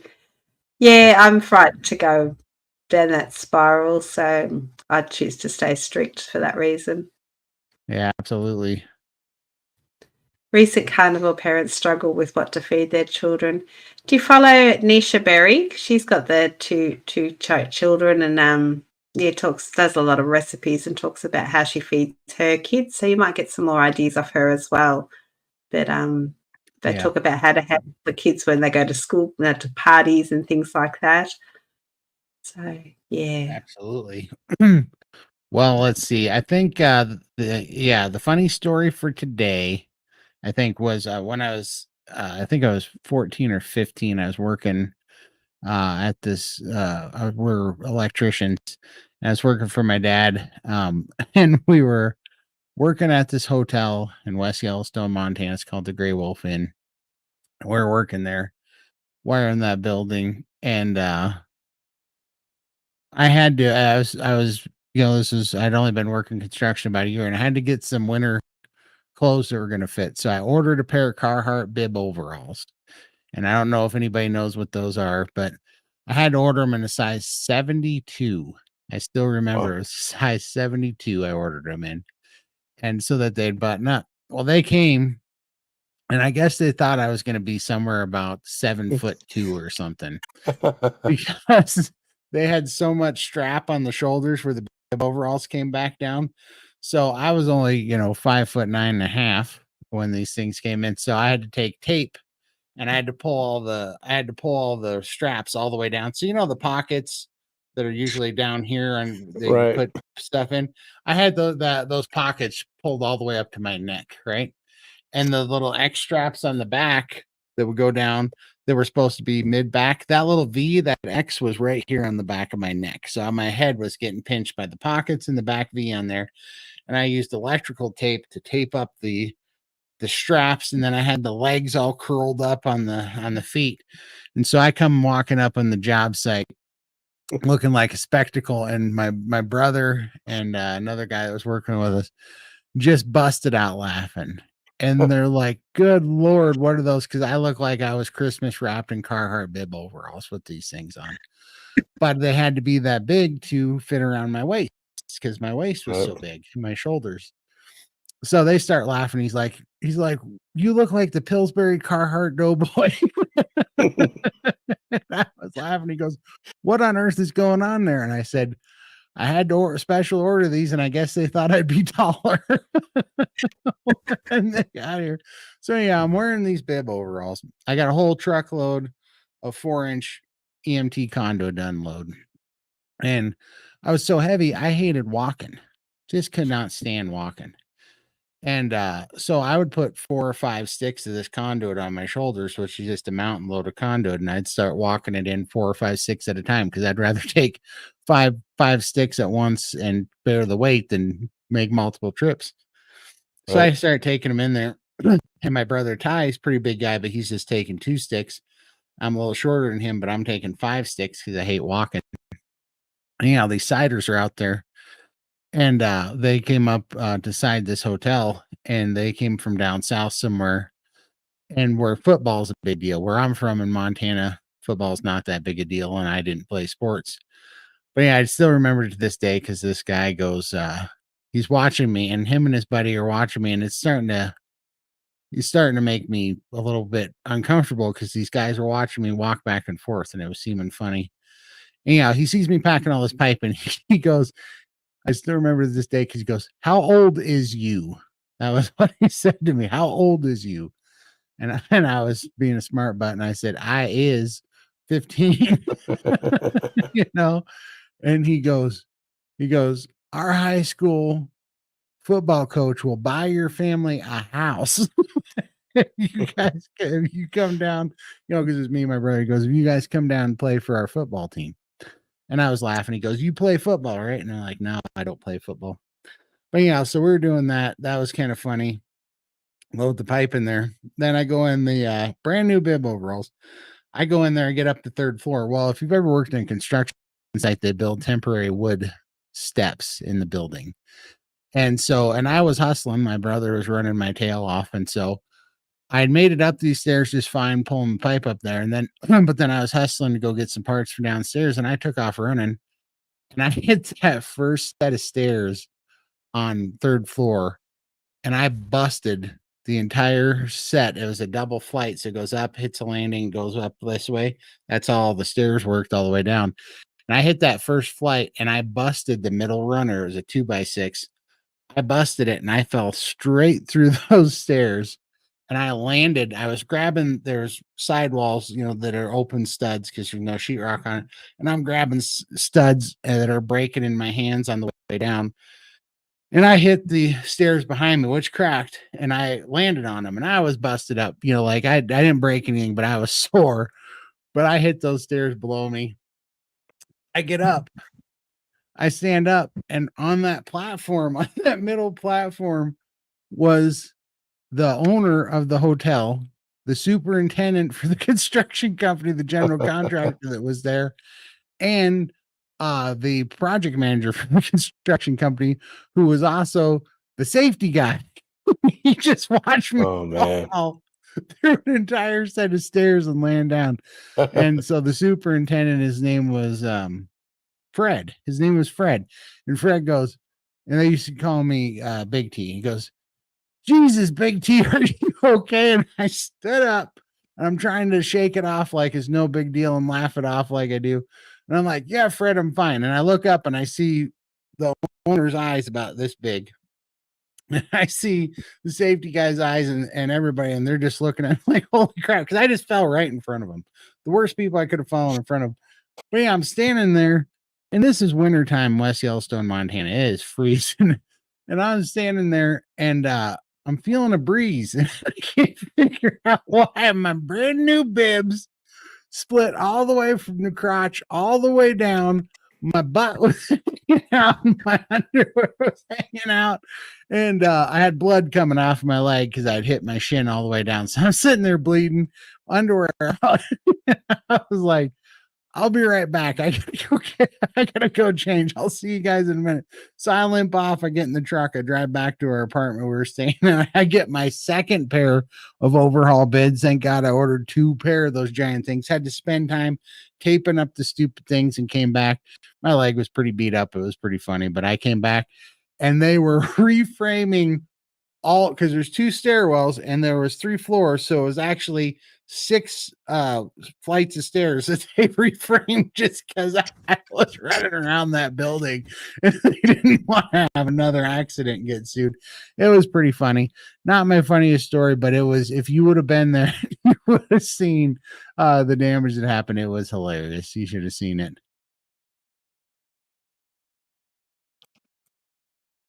Let's see. But it was a good time. And that was like the first time I'd fallen through stairs in my career from being heavy. I did that a second time, broke a few ladders, but no, it was still funny. To me, I laugh about it when I still think about it because it was the worst people have fallen through those stairs I had in front of them. I was laughing so hard. But and then we can look back on those situations now and have a good laugh at ourselves. Like at the time, we felt really uncomfortable and all that, but now it is funny. Yeah, it is. It's funny to all the chairs that we've broke and all the couches I broke. I remember we went and visited my wife's sister And I walked and we're staying the night there in Hoboken, New Jersey, and she's got a futon, and I was like, "We're gonna break this thing." And I just knew we Yep. were, and I sat on it so easy, and just in the night, I just heard the legs bust off of it, and we went poof, poof, Yep. poof. I'm like, "Son of a gun!" I mean, Yep. I was like holding my breath all night, not sleeping, Not just praying moving. this thing Yep. didn't break, and it broke me. Balancing on it so it doesn't close up. Yeah, I know. I've been there. Exactly. About shot Yep. a futon leg out the window. It's like, oh, dang it. Yep.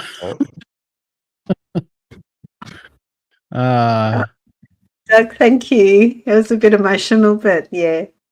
Limitless Lindy's not always happy. Things happen here too, but yeah, we keep going on. Everything's good. Thank you. It is all good. We're all very much better, and I think us and you guys, I think all of our best days are ahead of us. I think we have some really good health and things coming. And so I'm really happy you guys are all sharing this with us, and you're going, on this journey with us. And I think we all have some amazing stories to tell here, and especially as we go forward. Leo, question here. Todd, weren't you doing some fasting? If I remember, you were feasting or something like 8,000 calories in prep for it. Sorry if you already talked about this. I came in Oh, no late. worries. Yeah, no worries. Yep, I am. So I was eating about 5,500 calories a day, and I did that for about 5 weeks. But yeah, I am fasting, and now it's gotten really easy. So I am. This is my fourth OMAD that I've done in a row, one meal a day, which is funny because up until I started priming, I did 9 months of that easy peasy, and now but because I ramped up my metabolism by feasting, yeah, this is my fourth day of OMAD. I tried 4 days of OMAD a week ago, and I failed on day 2. I could have kept going, but they said not to white knuckle it, and I was definitely white knuckling it, and so I had to reprime a couple of 2 MAD days and come back to it. But yeah, now it's working perfectly. I'm in 4 days of OMAD, and today I actually started my first skip a day.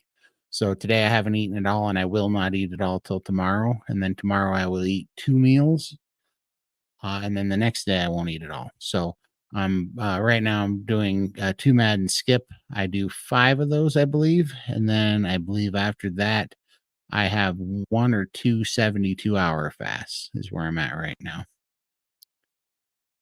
So next week we have a really special show. We have Bella, Steak and Butter Gal, and Emily and Raymond coming to sit in with us on our show. So they're going to be open to answer all your questions. So yeah, do come in, bring all your questions, and enjoy some time with us next week. Yep. Absolutely. Yeah, excited for that. Definitely mark it on your calendar. I would love for all of you to show up with your questions, and it's and you'll also get kind of a behind the scenes taste of what the steak and They're butter about. gang's like. Yep. And so yeah, it's going to be great, and just great people, so much knowledge and information and real experience. They've all walked the walk, and I've all I mean, what, between all of them, they've got like 10 years carnivore experience.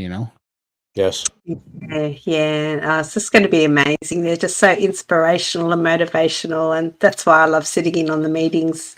Just to listen to them keeps me on track and feeling good. So yeah, I hope that they'll be able to motivate and inspire you, and they'll be here to answer your questions if you've got struggles or whatever. I'm looking forward to the next week's show. I'm very nervous about it, but I am looking forward to it. Yeah, pro this now. You're doing so well. I'm so proud of you. Michael's killing it over here. Look at him streaming to his YouTube channel and everything today. Yeah. He's gonna be. It's all fun and games, and he's gonna have more subscribers than both of us combined. No. No. You are. We're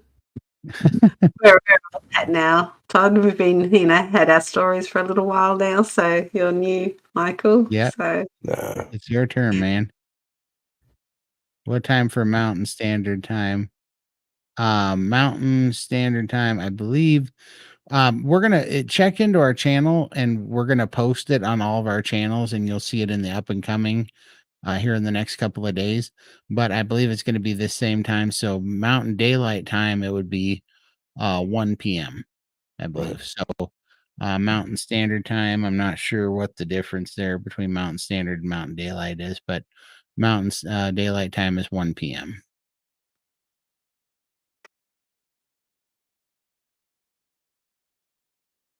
Todd put Michael's channel a little bit higher in chat.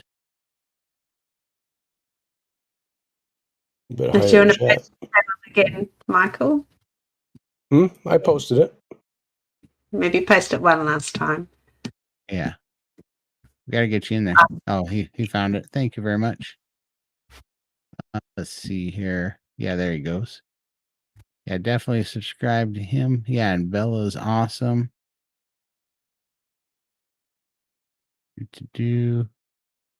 Yeah, so this is going to be exciting. Let's see. So I guess we won't see you guys till after Thanksgiving. So happy Thanksgiving to everybody. Stay strong, stay carnivore, if at all possible. You can do it. And if you do cheat, just get back on the wagon and don't beat yourself up about it. Like, just if you're going to eat it, that's cool. And just stay focused. We'll be here on Sunday to help you get back on the wagon. And then we're gonna. And if you want to confess after you cheated a little bit, we'll be here to listen to that. But yeah, I'll tell you, if I screw up, I'll tell you how bad I imploded for sure. But I know I won't. Yeah. So definitely do that. Stay strong, and yep. Happy Thanksgiving to you guys. Happy Thanksgiving, guys. And then once we get through this Thanksgiving, we will start talking about what are some new plans, some goals for the New Year resolution should be. You know, let's make some realistic, sustainable carnivore ideas. You know, I'd love to hear those. So we'll be bringing that up next week, but please mark it down. I'd love to have a showing for Bella and those guys when they're here. So if you guys could come hang out, it'd mean a heck of a lot to us. So we promised her we would have more than 5 viewers. So exactly. That's 3 here. So we need at least 2 more. My husband. Exactly. But man, it's been great talking to you guys, and thanks for hanging out with us. We love y'all, and we will see you next time. Yeah, love you all. Bye-bye. See you.